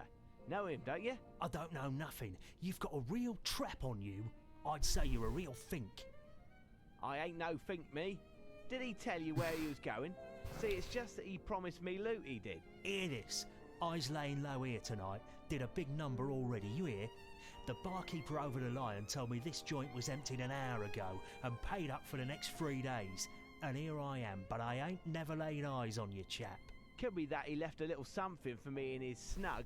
I'll just take a peek, will I? Fat chance, but if you want to earn a few cents, go tell Eddie, the barkeeper over the Lion, there's twice as much as I thought. Tell him that little Sam is no longer in the race, and he should talk to that champ from Chelsea. So buzz off and hold your tongue, or I'll have it taken out by heck. I recognized him. It's Rumpkin, a famous burglar. I need to find a way to get him out in order to search the room without alerting the police. Their intervention would cause a commotion and any clues would be destroyed. I must think. Alright, let's see. What can we do?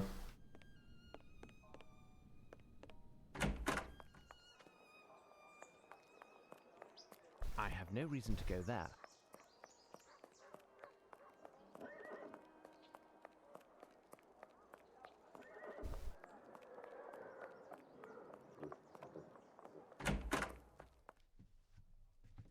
You, Eddie? To you, that's Mister. I just been to see the Mrs. Fleming's tenant. Know him? Rumpkin? Shh, keep it down. What's the deal? Ain't no coppers round here. Oh, there's plenty. Big Bruiser, my guard, is part of Luigi's gang, and they're after Rumpkin's hide. If they found out that I've been harbouring and dealing with him, my goose is cooked. And yours too. Huh? Maybe I'll just let Luigi know where to find Rumpkin. He might cough up a few bob for that tidbit. How's that sound? Listen, you dirty rat. Luigi and Rumpkin had a, let's say, a difference of opinion. A little matter of honour. And now Rumpkin ain't welcome round here. So Rumpkin comes to me on the sly. He just scored big, he says. He's going to cut me a share of the all if I bail him out. It's a risk, mind. Now, if you can hold your tongue, you'll get your share too. Deal. Rumpkin ain't ready to leave his hideout, eh? Not likely. The very idea of finding himself face to face with a striped scarf has him quaking in his boots. Striped scarf, eh? What's the score with that then? The identifying sign for Luigi's gang. All those blokes have a striped scarf. They got weird designs on them too. That and their long knives is their trademark. Helps us to see them coming and stay out of the way. Good to avoid the hassle. So, what was it that Rumpkin wanted to tell me? Said it's more than 10 times what you thought. Supposed to bring little Sam, the chump from Chelsea, eh? And there's many other men you lord over. Bring 'em all at midnight. Really? That's top hole, that. I'm on it. This may prove to be useful. This may prove to be useful. This cloth, the size of a scarf, may come in handy.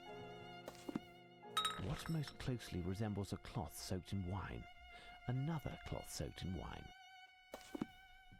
Perfect, he didn't notice anything.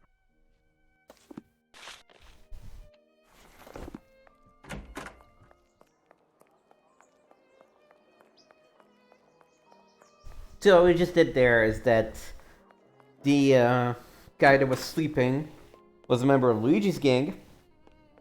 And we essentially, he was drunk and he was protecting his cloth. It's me. I've seen our Eddie. You have 5 seconds to put that thing down. If I'm telling you that, it's because there's a way for you and me both to get along without getting hurt and without Luigi finding out. 1, 2. Okay, spill the beans. Good. Grab a bag and scarper as fast as you can. I keep the rest, and you'll want to pass by Baker Street because the rest of the crew is waiting on the other side. Fine, but we'll meet again. You can count on it. In exactly 13 seconds, he'll come across Sergeant Rufels. Right, what can I find here? And so we X215 Maya. Well, Rumpkin must have lost this paper in leaving. So we needed to replace the scarf with something else. Is why we put the It's definitely the loot from the recent burglary. clothes soaked in wine. I haven't seen him since the adventure of the silver earring. He'd be pleased to see me again, especially if I return his stolen property. Certain scraps of wood seem to have been painted with silver paint. It's a strong wood, no dust on it. Let's head to Baker Street.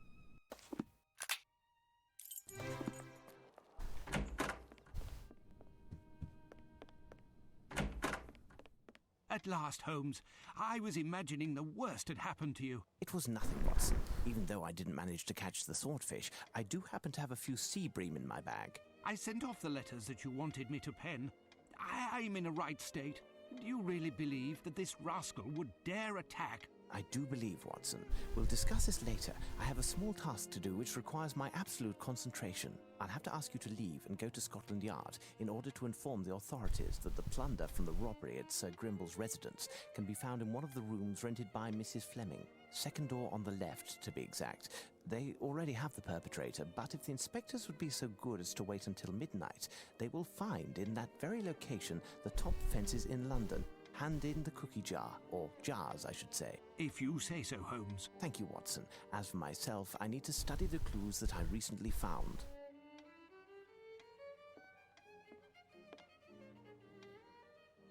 What secrets are these bits of silver wood hiding? I need something. What secrets are these bits of silver wood? Alright, this one is rough. So let's try to do it best as we can.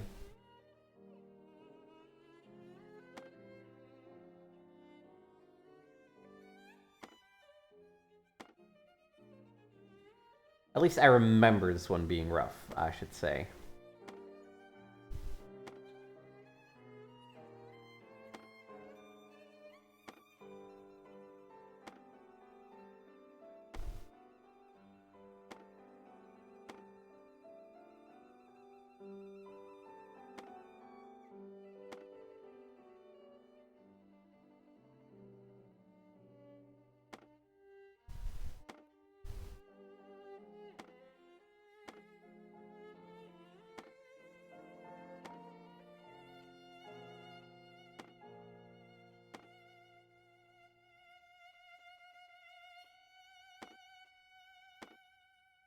Well, actually,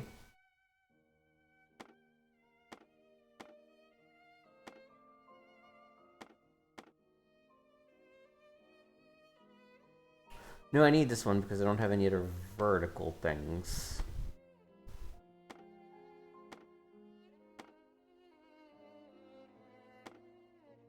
I'm gonna necessarily need this one too.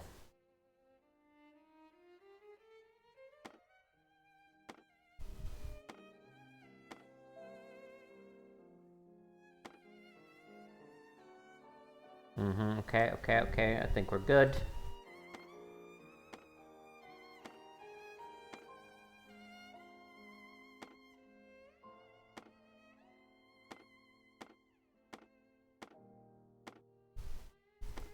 This is a very arbitrary puzzle slash construction.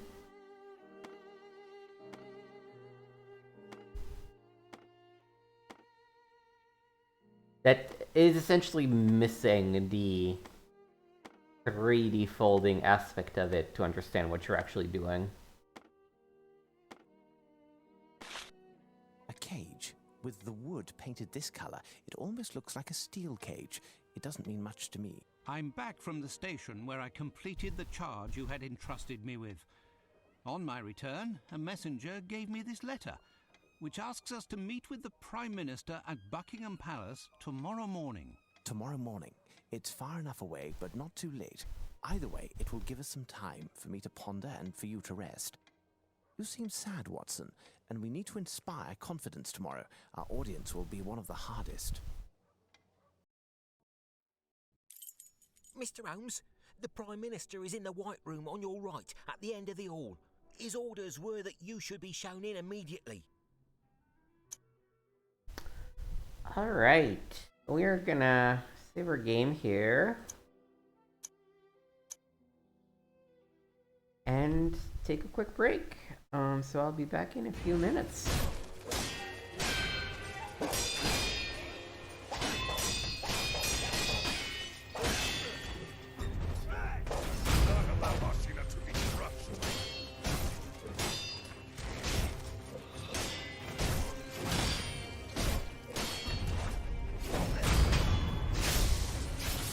Just sweat.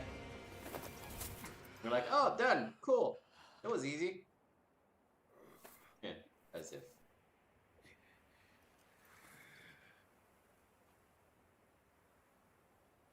In the end, I was powerless, but Ashina will rise once more. The dragon blood surging through her veins. With this, Ashina's long night comes to an end.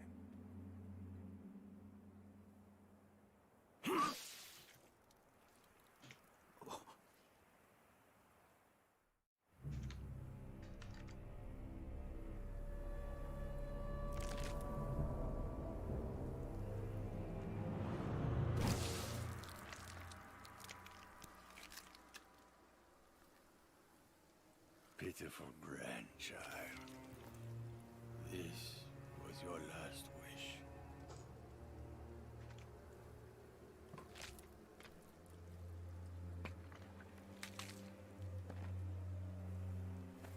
To see Ashina return from the great beyond.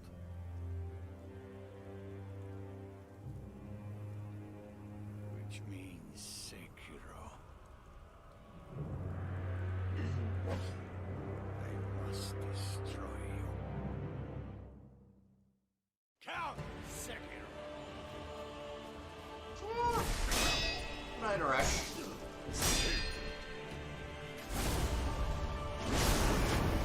Oh. Okay.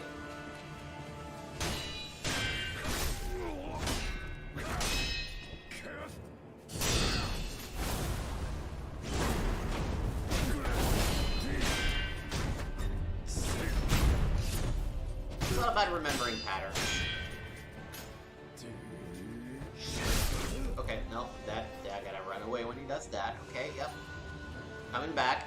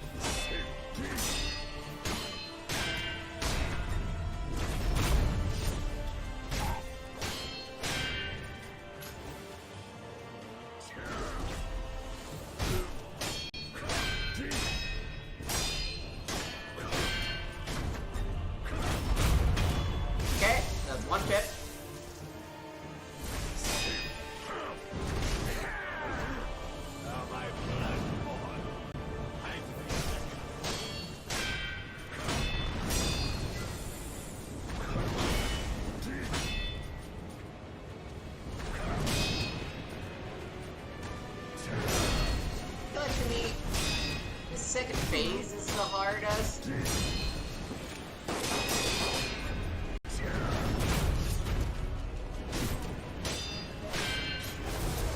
Alright. Let's get back to Sherlock Holmes.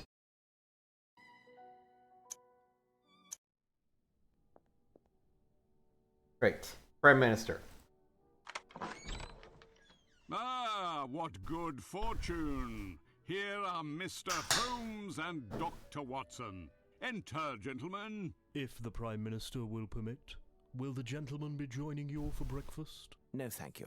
We have already eaten, and we are pressed for time. Upon reading your letter, gentlemen, I understood that the request for an audience with Her Majesty had something to do with the burglar on the loose in London.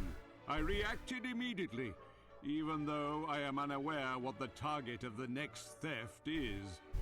I also did all within my power to optimize the security surrounding Her Majesty. That is to say, absolutely nothing. What? Indeed, my power is non-existent once the threshold of these walls is crossed, and I've run up against an insurmountable obstacle regarding how to set up the security system surrounding Her Majesty. Her Majesty herself. Have you at least explained to her? She didn't even deign to receive me. Her Majesty is in a miserable mood for some reason or another, and is refusing an audience to anyone. Despite everything, I'm staying here. If it proves that she changes her mind and rules the affairs of the country from this room. All of my councillors are at the four corners of London to represent me. I even have one in the Chamber of Lords to see if Parliament can oblige Her Majesty to receive me. This could take days, and we don't have days. It's the best that I can do. So, Holmes, what can this Frenchman be after? I'm not certain, but I believe that it has to do with Her Majesty herself. He will likely approach her, perhaps even be within earshot. That is out of the question. We cannot take that risk. Of course, we must prevent him. Tell me, what is the odour emanating from the stain at the bottom of your trousers? Oh, that. It's Robillard, Her Majesty's companion's dog. Leamunda is adorable, but her dog is devilish. I arrived early this morning and dozed off on the divan. This abject creature woke me up in his own way. Watch out for this little demon. He has access to the whole palace and hates everyone. I've sent for another pair of trousers, but I have the impression that they'll never arrive. Is there anything that we can do, Prime Minister? You most certainly can. Find me some trousers without further delay and convey the letters. The addresses where they were dropped off are marked on the envelopes. A coach can be found in front of the palace. It's at your disposition. Very well. My dear Watson, you've become a public official of the nation. I won't join you despite the prestige, as there may yet be a way to dispel Her Majesty's bad mood, and gaining some precious time in doing so. Good luck, Holmes. I will return to my work and await the blessed moment. Tell me, Watson, what are you waiting for? Waiting for? A royal escort? He's not your employer. He's just doing you a favor, jerk. Beg pardon? My glasses? Are you nearsighted also? Now I understand the magnifying glass. Take them. I'll take a break. But don't break them, understood?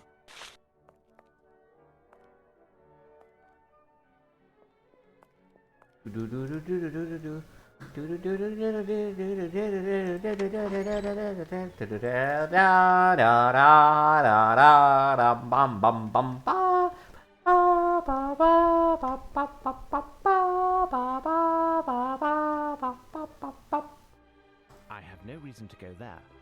The exit. There's some shit there that we can't look at yet.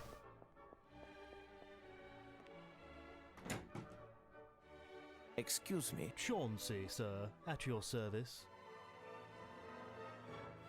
Talk to me about Her Majesty, Chauncey. Here, I understand that Her Majesty is cantankerous today.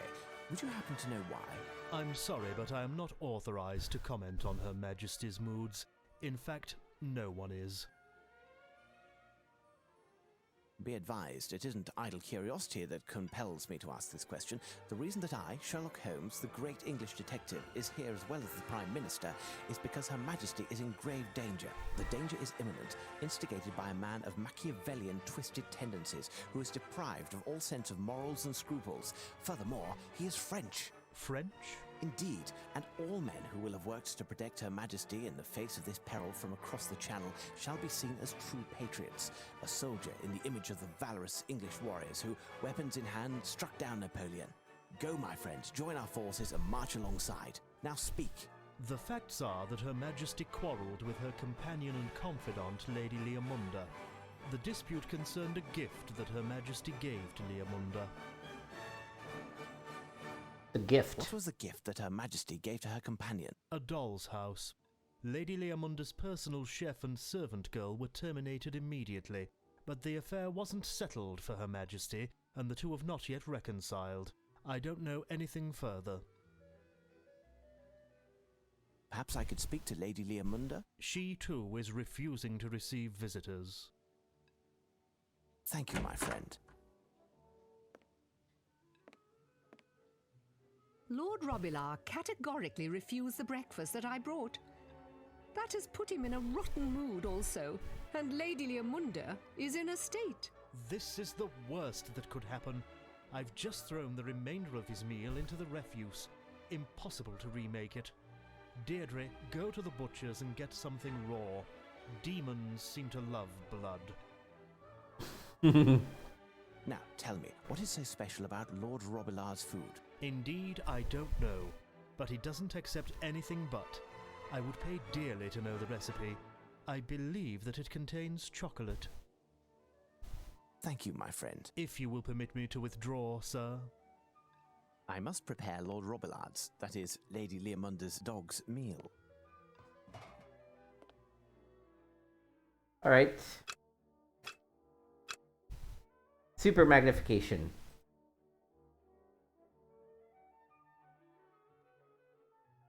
Sausages.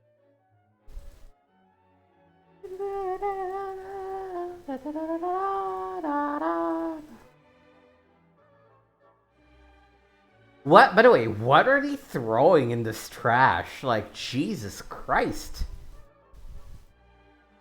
Use more of this food.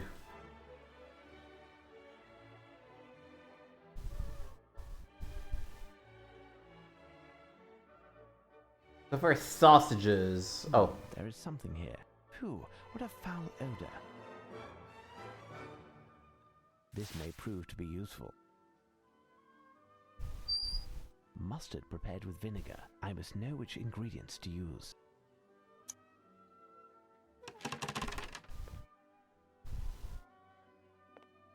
Jamaican bananas. Sausages. Empty. Ah, this must surely be the recipe for the dog's food. In a pitiful state, the cook must consult it often. Millard's meal. Very thin sauce with the aid of a special scale, with equal proportions based on 3.5 ounces of rations. A tenth of woodland strawberry jam from Japan, 40% of anchovy extract marinated in honey, a half of mild mustard diluted with cooked wine vinegar, and reasonable quantities of the usual components.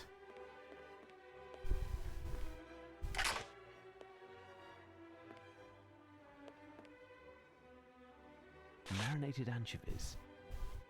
Mustard prepared with vinegar. Woodland strawberry jam from Sapporo.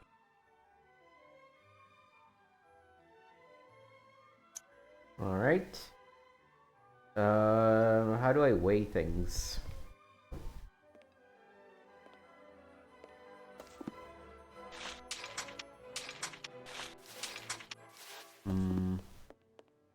Where's the scale? Oh, scale. There we go.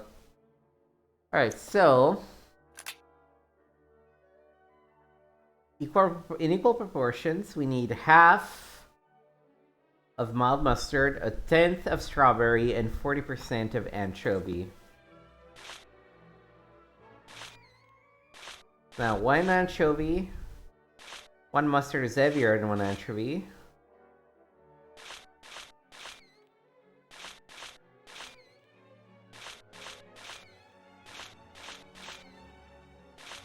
Okay, so 4 anchovies are the same as 3 mustards.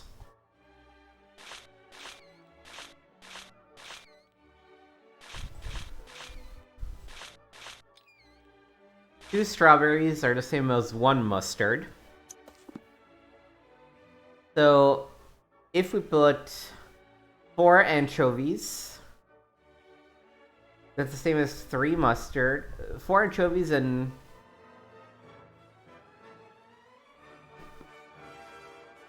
2 strawberries.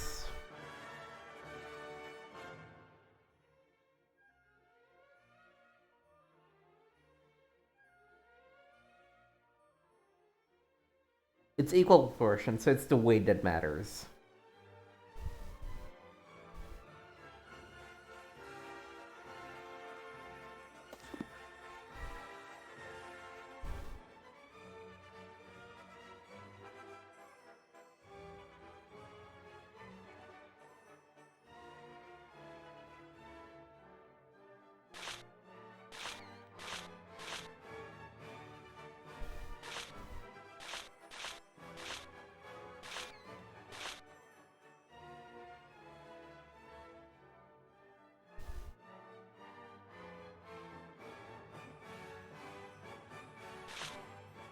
But if 2 is 10%,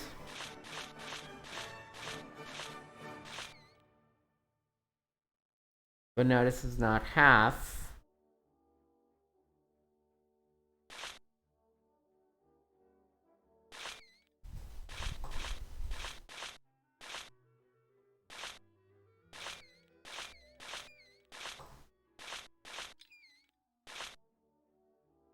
This is not giving it to me, is it? Oh, I know what's missing here. I was trying to save time, but I need to figure this out. And 3 strawberries are the same as 2 anchovies.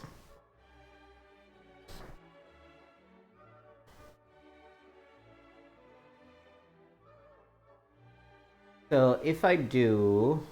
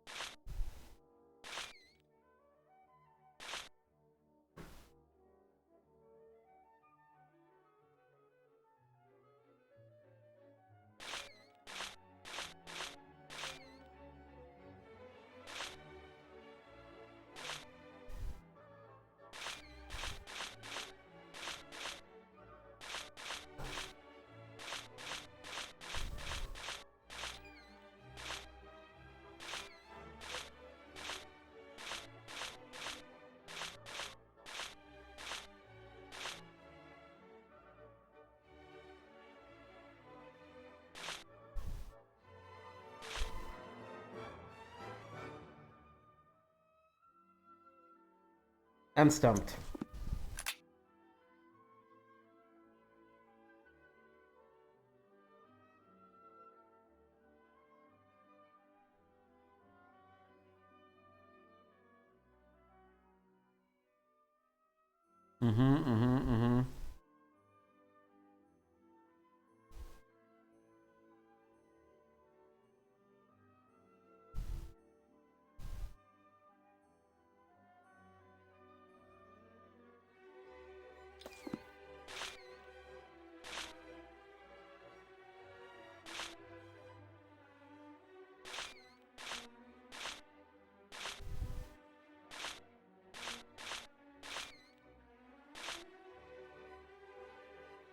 This is 1-to-1. Okay, so this is 1-to-1. So I need to put 3 times as many anchovies.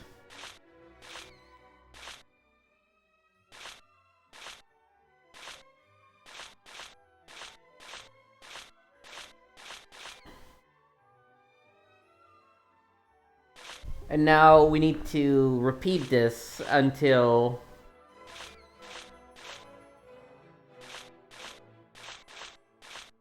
the balance is correct on the other side.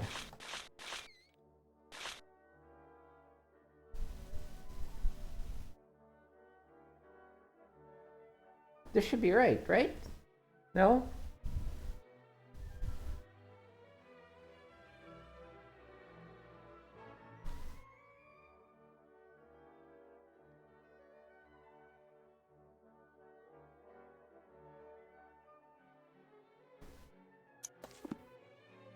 No, this is confusing me.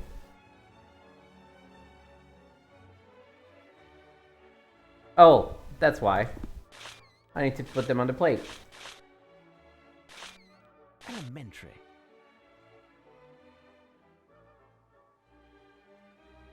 Alright. Then we had these, then we had these. Where's the chocolate? We still need the chocolate. Chocolate from Romandy.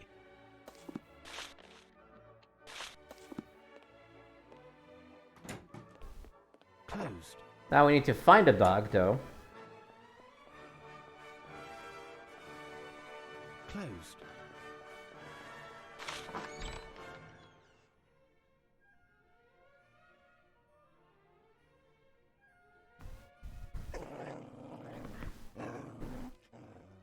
Aww. But you aren't Deirdre. Your powers of observation are stunning, my lady. Indeed, I am not Deirdre. My name is Sherlock Holmes, and I am... The new cook. Not quite. Firstly, where can I place this meal? Put me lord's breakfast at the foot of his bed. But, oh, I can't let an unknown person into my chamber. Good God, what will happen to me? Nothing serious, my lady. In fact, I'm here to help you. How do you know that I am in need of help? Help from a tall, distinguished man with a very long nose. My lady, my flair for detection has nothing to do with the size of my nose. As for the help that I intend to provide, it solely concerns the dispute between yourself and Her Majesty. Oh, don't talk of that. She will no longer speak to me. It's not even my fault. Oh, no. Why does Her Majesty reproach you? 3 days ago, she gave me the lovely dollhouse that you see there. It was made specifically for me by the royal cabinet maker. It's magnificent, isn't it? Indeed, the little candles in the chandeliers emphasize the lovely colouring of the dolls. Yesterday, she came to see me in my chamber and noticed that 4 of the dolls were missing from the house. I wasn't even aware, but Deirdre, who had wrapped it, confirmed the fact. These dolls are precious, and Her Majesty, was angry and told me that I didn't take care of the gifts that she gave me. I questioned my staff, my maid and my cook to no avail. I had them fired and thought that would suffice for Her Majesty, but no. What the dolls look like? I don't even know. All I know is that there are 4 less boys than girls in the dollhouse. Please calm yourself, my lady. I will see what I can do. Oh, many thanks, sir. Thank you.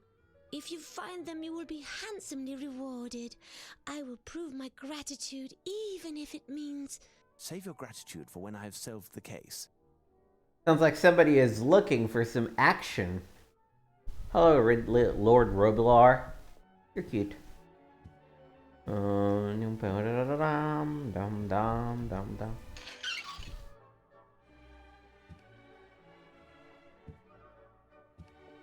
Water.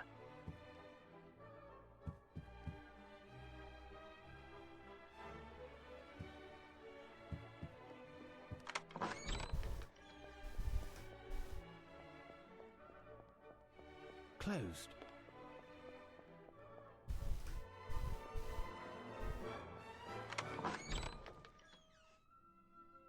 Thank you for the new pants, Chauncey. Holmes, my glasses, if you would. Are you finished with them, and were they of any use? Here they are, sir. Indeed, I needed them to prepare a rather horrid mixture which is adored by the most temperamental lodger in the palace. If the Prime Minister will permit, I would like to thank Mr. Holmes for saving us from Lord Robilar's wrath. If Mr. Holmes would happen to remember the ingredients for the mixture... Truly, Holmes, I owe you my thanks. I had more than enough of listening to the howls of that However, I knew him as a pup. He was very gentle, nothing like the tyrant that he has become.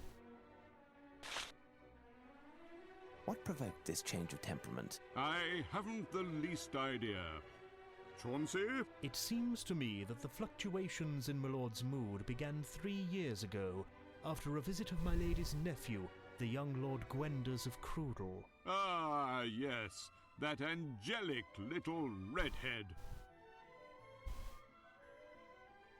What happened at the time? My lady was so happy to see her nephew that she ignored my lord during the week that Lord Gwenders was here.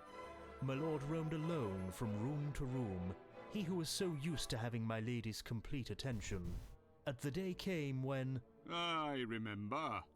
The yappy little thing was completely out of hand, or rather out of paw, trying to separate Lady Leomunda from her dear nephew, without success. Excuse me, sir. I have a question for Mr. Chauncey.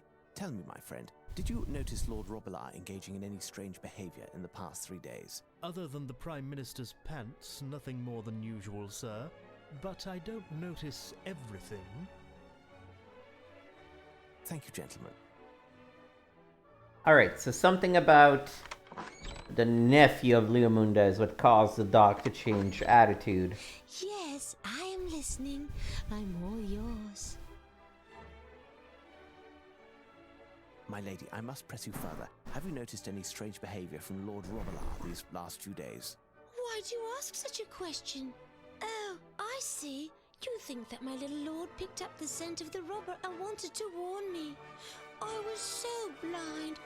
Oh, my sweet lovey Duffy. Indeed, that is one possibility. Well, I seem to remember Lord rummaging in the garment chest that you see over there in the corner. He isn't supposed to go near it, as it contains ceremonial garments that I never wear, and it is very dusty. In addition, only my personal maid is capable of opening it, and that's in order to air it out from time to time, but I dismissed her. Why is it complicated to open? I decorated it myself, but it dates from Henry VIII, you know. He of the cupbearers, the maniac for security, blah, blah, blah. If you try to open it, don't ruin it, please. I promise, my lady. Thank you. I must leave you, my lady. My door and... Everything else is open to you, huh? One must insert a star here to unlock the opening mechanism. Oh, I need...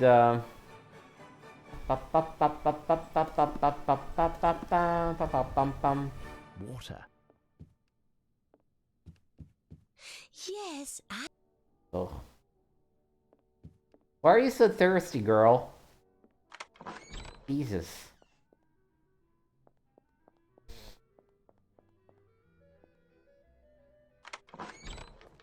So, Holmes? What about you? Holmes? No, you guys are the same.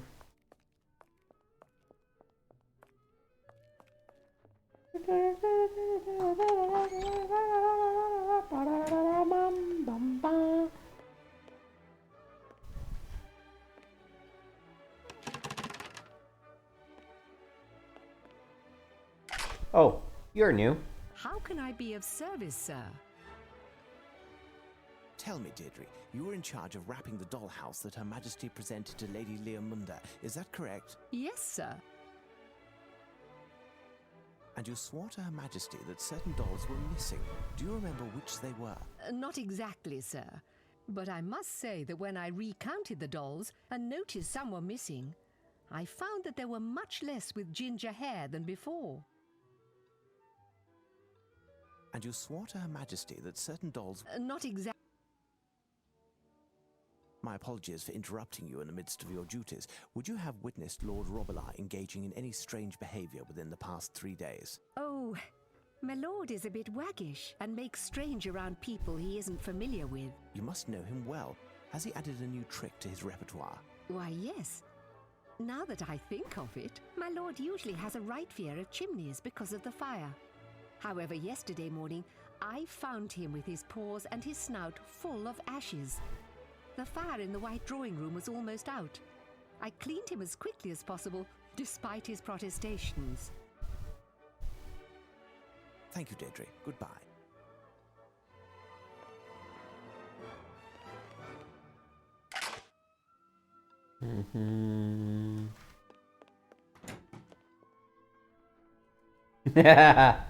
It's cute.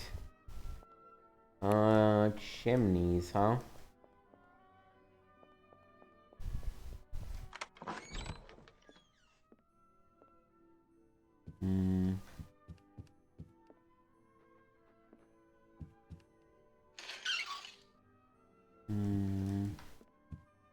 Yes, I am listening.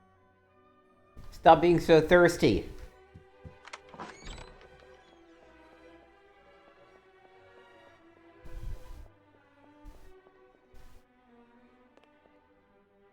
Excuse me, gentlemen. I'm aware that you're on duty, but I am on a special assignment in the service of Lady Leomunda.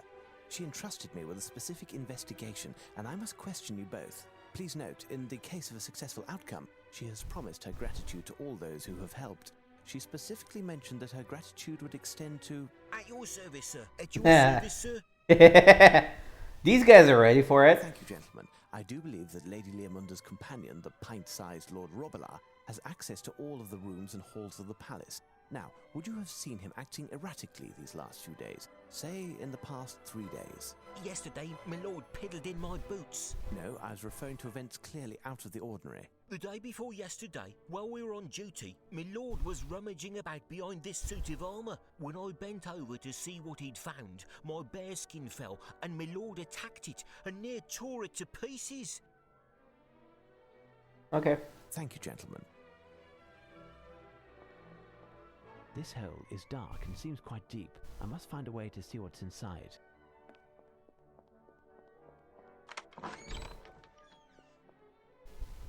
So, Holmes?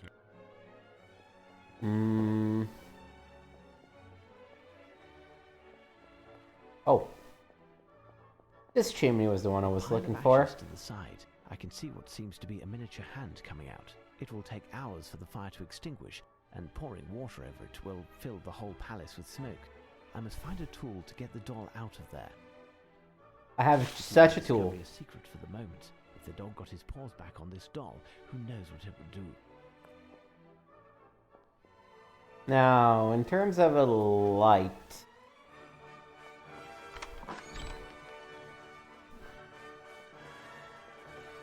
Nope.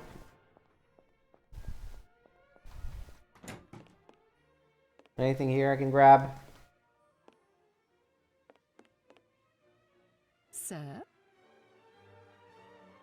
Could you please clean this doll? Certainly, sir. Thank you. At your service, sir.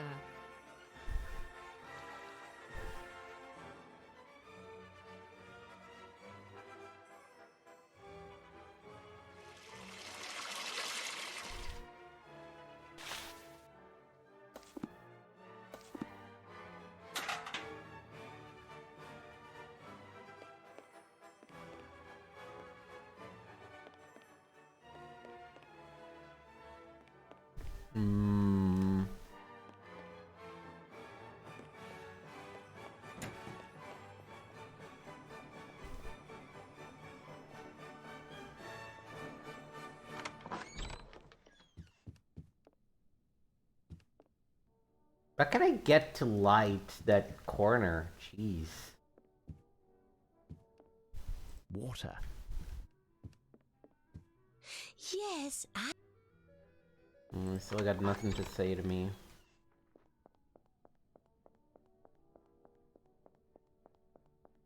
This hole is dark and seems quite deep. I must find a way to see what's inside. This may prove to be useful. I need like a little candle or something of the sort.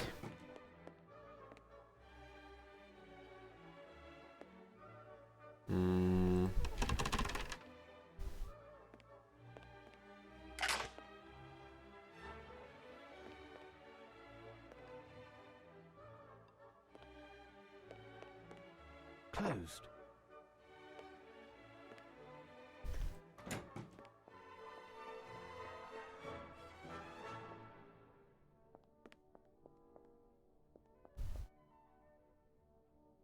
That door is also closed.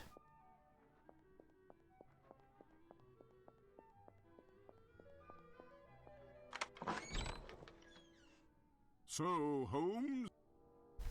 No.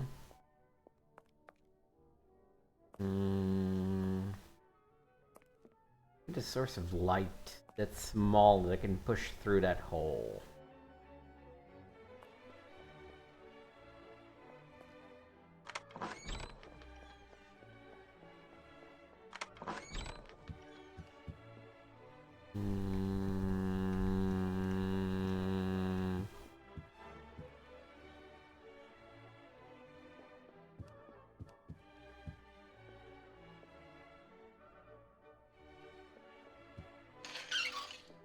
Ah, that's perfect. One will suffice.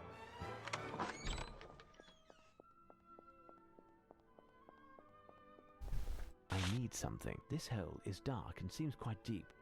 Mm-hmm.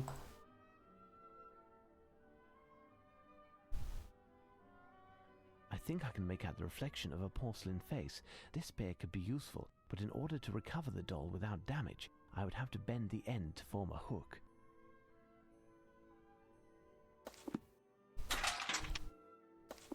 I'm now supposed to bend the end of that thing? Huh? Okay. Water. Well, let's give her one doll, maybe? Yes, I am. No. What can I use to bend a spear? Closed. Yes, sir. Nothing for you either.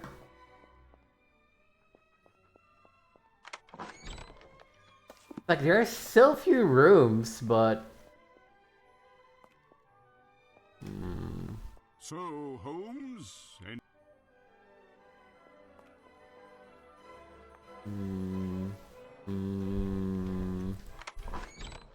There's gotta be something in the kitchen then.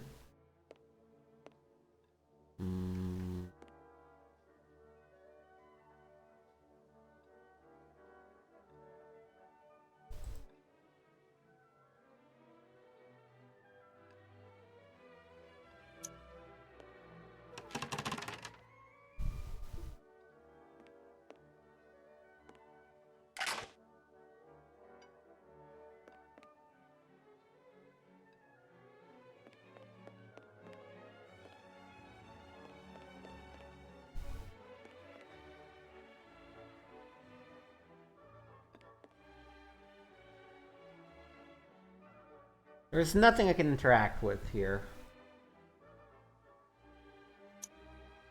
Bending it. Bending it.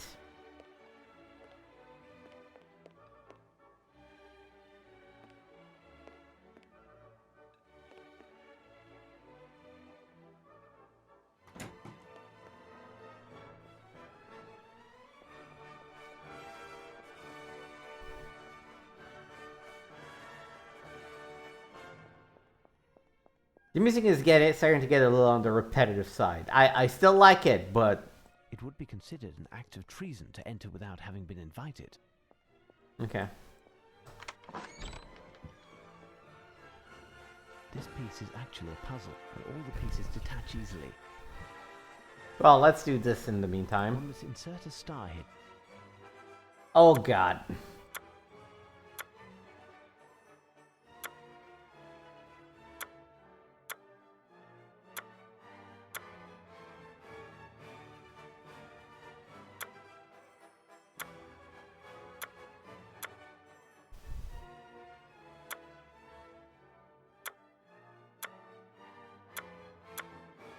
You know, it's probably easier for me to do this.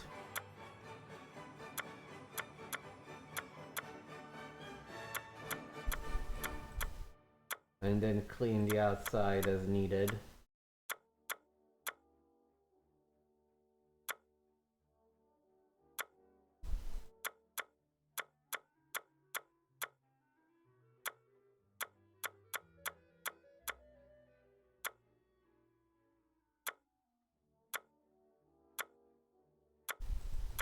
There we go.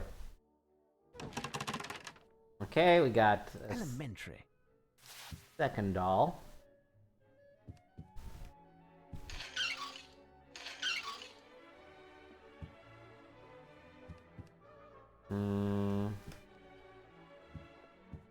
Yes, I am listening.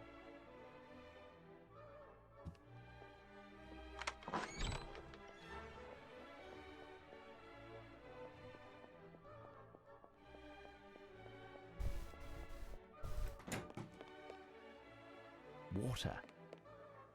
Water.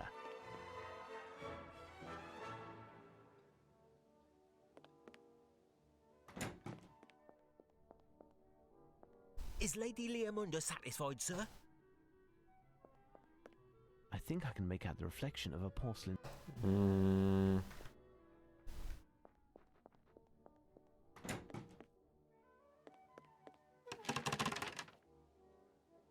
No, we already checked this. There's nothing for us to do.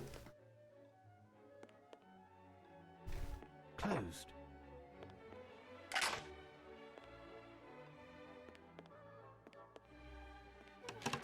There's just these things we can open and close, but nothing else we can interact with.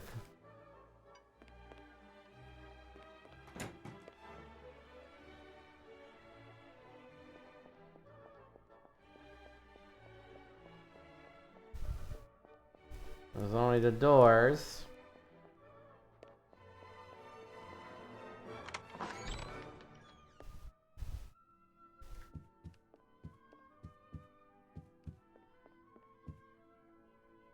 How do I bend this freaking spear?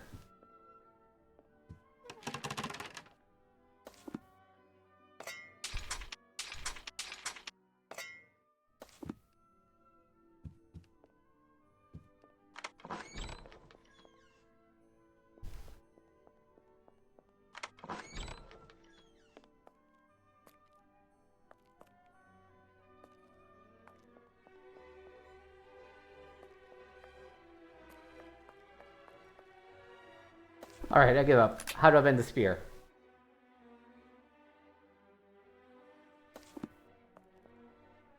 Excuse me, would there be a clamp hereabouts? Hold on. It just so happens that my cousin, one of the royal plumbers, came here yesterday to take care of Lady Leomunda's pipes, and he... I thought I had talked to him. Leomunda's pipes? Damn it. To say the plumbing of the bathtub in Lady Leomunda's room, sir.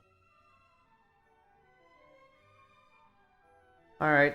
What's wrong with the bathtub? It no longer drains, sir. Normally the water drains in no time once the stopper is removed. In fact, with the force of the water, there are occasionally a few pink bubbles or even some hair that rise into the kitchen sink.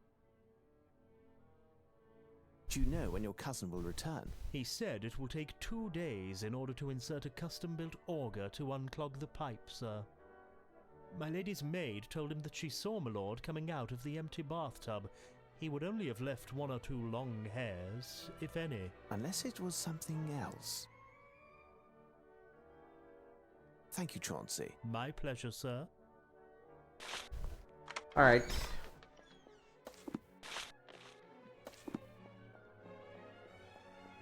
Here's what I've been looking for. Perfect. Now on to the next step. Alright, so... Water. let's take care of the bathtub.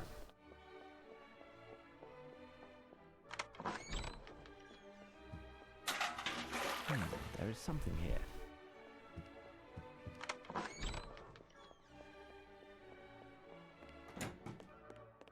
There.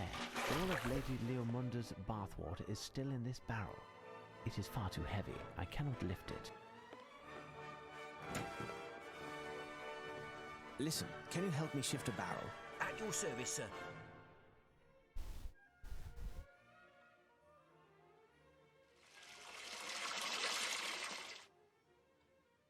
Elementary.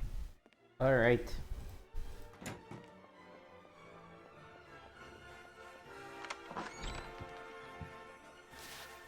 There we go. Why, these are my dolls. Indeed, my lady, here they are. 2 are somewhat damp, but they are all completely intact. In the future, for their own safety, put them up high or lock them up. You should also consider rehiring your servants, as they weren't to blame for the dolls. Thank you, sir. You are a savior. How can I ever repay you? There is a way.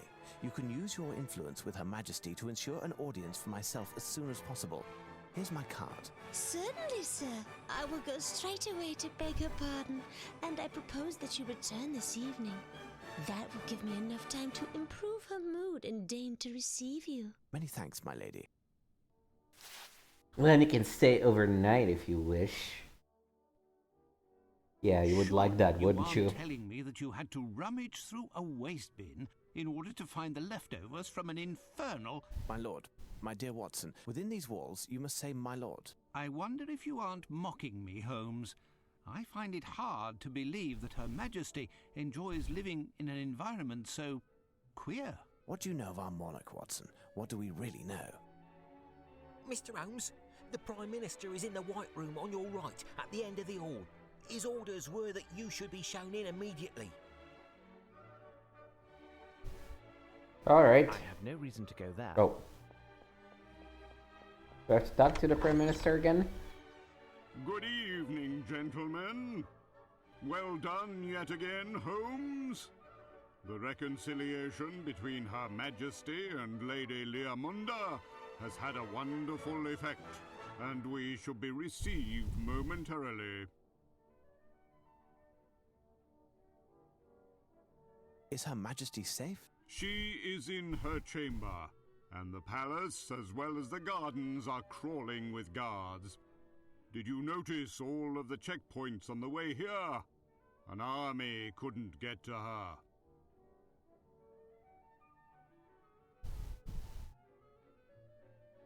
You'll have to excuse me for a moment.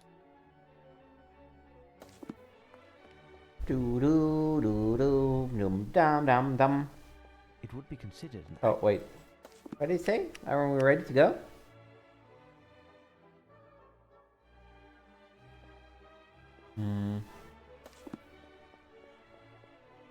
Closed.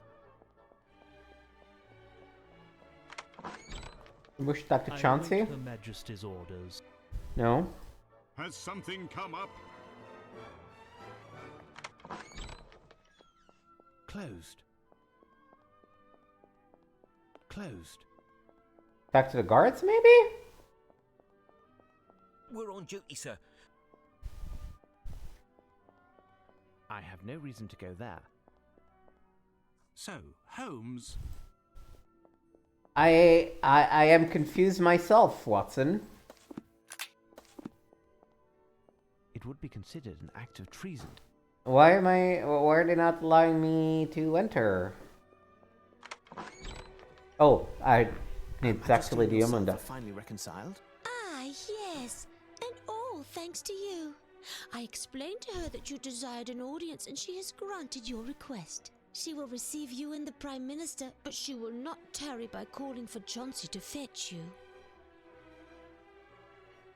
Okay, goodbye. Farewell, my lady. I am at your disposal, Mr. Holmes. I'll await Her Majesty's... Okay, we should be good to go now, right? It would be considered an act of treason. No, what?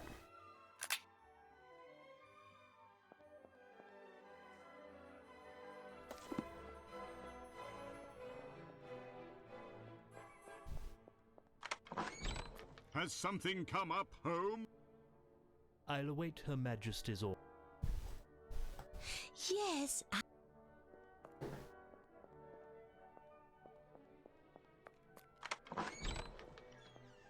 The rug was wet in a number of spots. I don't recall having wet it while emptying the bath. We're on duty, sir. Where do the spots lead? The rug was wet in a number of spots. I don't recall. The rug was wet in a number of spots. Closed. Can you assist me, my good man? Does his lordship wish to inspect another refuse bin? Why is the carpet in the hall wet? On account of a gift that Her Majesty received from Lady Leomunda, it was soaked and water was dripping from it for the duration of its carriage. What did it consist of? I haven't the least idea. The object was wrapped. Thank you, Chauncey.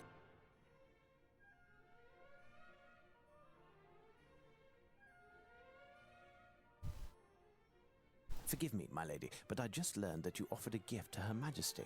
Yes, I wanted to present Her Majesty with a gift to thank her for the dollhouse. But what a tragedy. It mustn't work any longer. Those nitwit workers dropped it in the moat and had the dickens of a time getting it out. They were so endearing that I couldn't be angry. And it's true that it's quite heavy. If you would tell me, my lady, what is the nature of the gift that you presented to Her Majesty? Well, it's a very rare piece, but I have to admit I don't know much about it. I enjoy frequenting the shops, and a very lovely antiquarian approached me and drew my attention to this masterpiece, as he called it. Oh, he knew what he was talking about, and his manners were so... But the masterpiece, what was it exactly, my lady? Well, as Her Majesty's watch was broken, I wanted to give her something to tell the time. Thus, I bought her this clock which she gladly took to her chamber. You know, a French grandfather clock.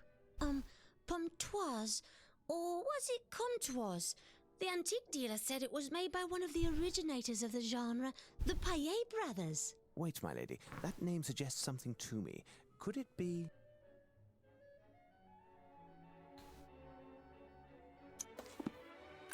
Paillet brothers?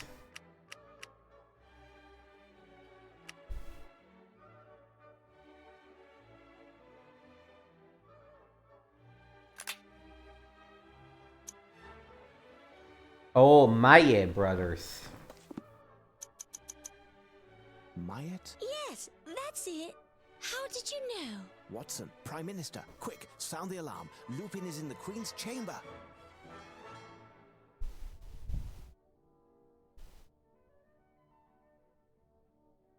There she is, the beautiful Queen in mourning. Accept this infernal contraption. Tomorrow I will have it carved into kindling for the fire. If Her Majesty will permit, I would rather avoid risking death yet again in what Her Majesty calls this infernal contraption. I was able to hold my breath long enough to avoid drowning, but that wouldn't help me against... The hangman? Your Majesty understands well. My fate is entirely in your hands, like so many others. My intentions are not hostile. In fact, they are quite the contrary. They are what, then? Many times I have found myself in a similar situation, and the words came naturally, because they flow from my spirit, which has fain been called poetic, lyric, and imaginative. Words. Nothing but words and rhetoric, often to an end above reproach. I stand before you, after having risked my life and still risking it in what I had until now only considered a game. The words won't come to me because the game is over. The words that I should say to you won't come because they are buried deep. These fragile words that are frightened of emerging, these words that come from the heart. The words that I know I owe you, Your Majesty. My Queen. My love. Believe me, Madame, if I was to steal something, it would only be a kiss. You won't be stealing anything. I will give you a kiss willingly.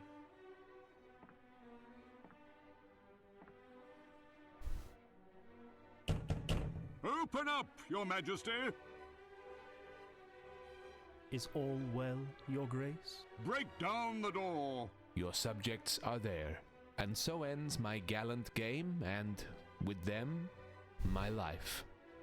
But these precious seconds are the lifetime. Show them, Arsène, how a French gentleman in love behaves. And continue to amuse yourself. Your Majesty, are you going to... Hush up, you impudent plodders.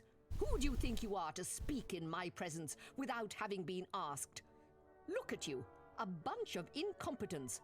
covered in titles and stripes. You are supposed to guarantee my safety and that of England, which amounts to the same thing. In the end, I had to defend the place myself. But, Your Majesty! Suffice. Even the most compassionate of monarchs cannot be permitted to excuse the vermin. Chauncey, have the royal luggage prepared. We will withdraw to Windsor presently. Leomunda, you will accompany me. And you, silence this bell before I have an overwhelming urge to decapitate it. You and I, Lupin. All right. Elementary. This is how Lupin vanished. Well, you know, we knew. Here I am in the cellar of Buckingham Palace. All of these odds and ends must represent what remains of the sumptuous gifts given to the crown throughout centuries. Now, I did promise I was going to play some Tomb Raider tonight to make up for the fact that we won't be streaming on Sunday morning. So we're going to go ahead and switch. So if you watched this video, thank you. You can find me at twitch.tv/gameswithnick and youtube.com/gameswithnick. All the VODs are going up one at a time, so free to check those out. Like, subscribe, follow, get notification, all that fun stuff. And we will be back in just a few minutes with some Tomb Raider. So thank you for watching, and until next time.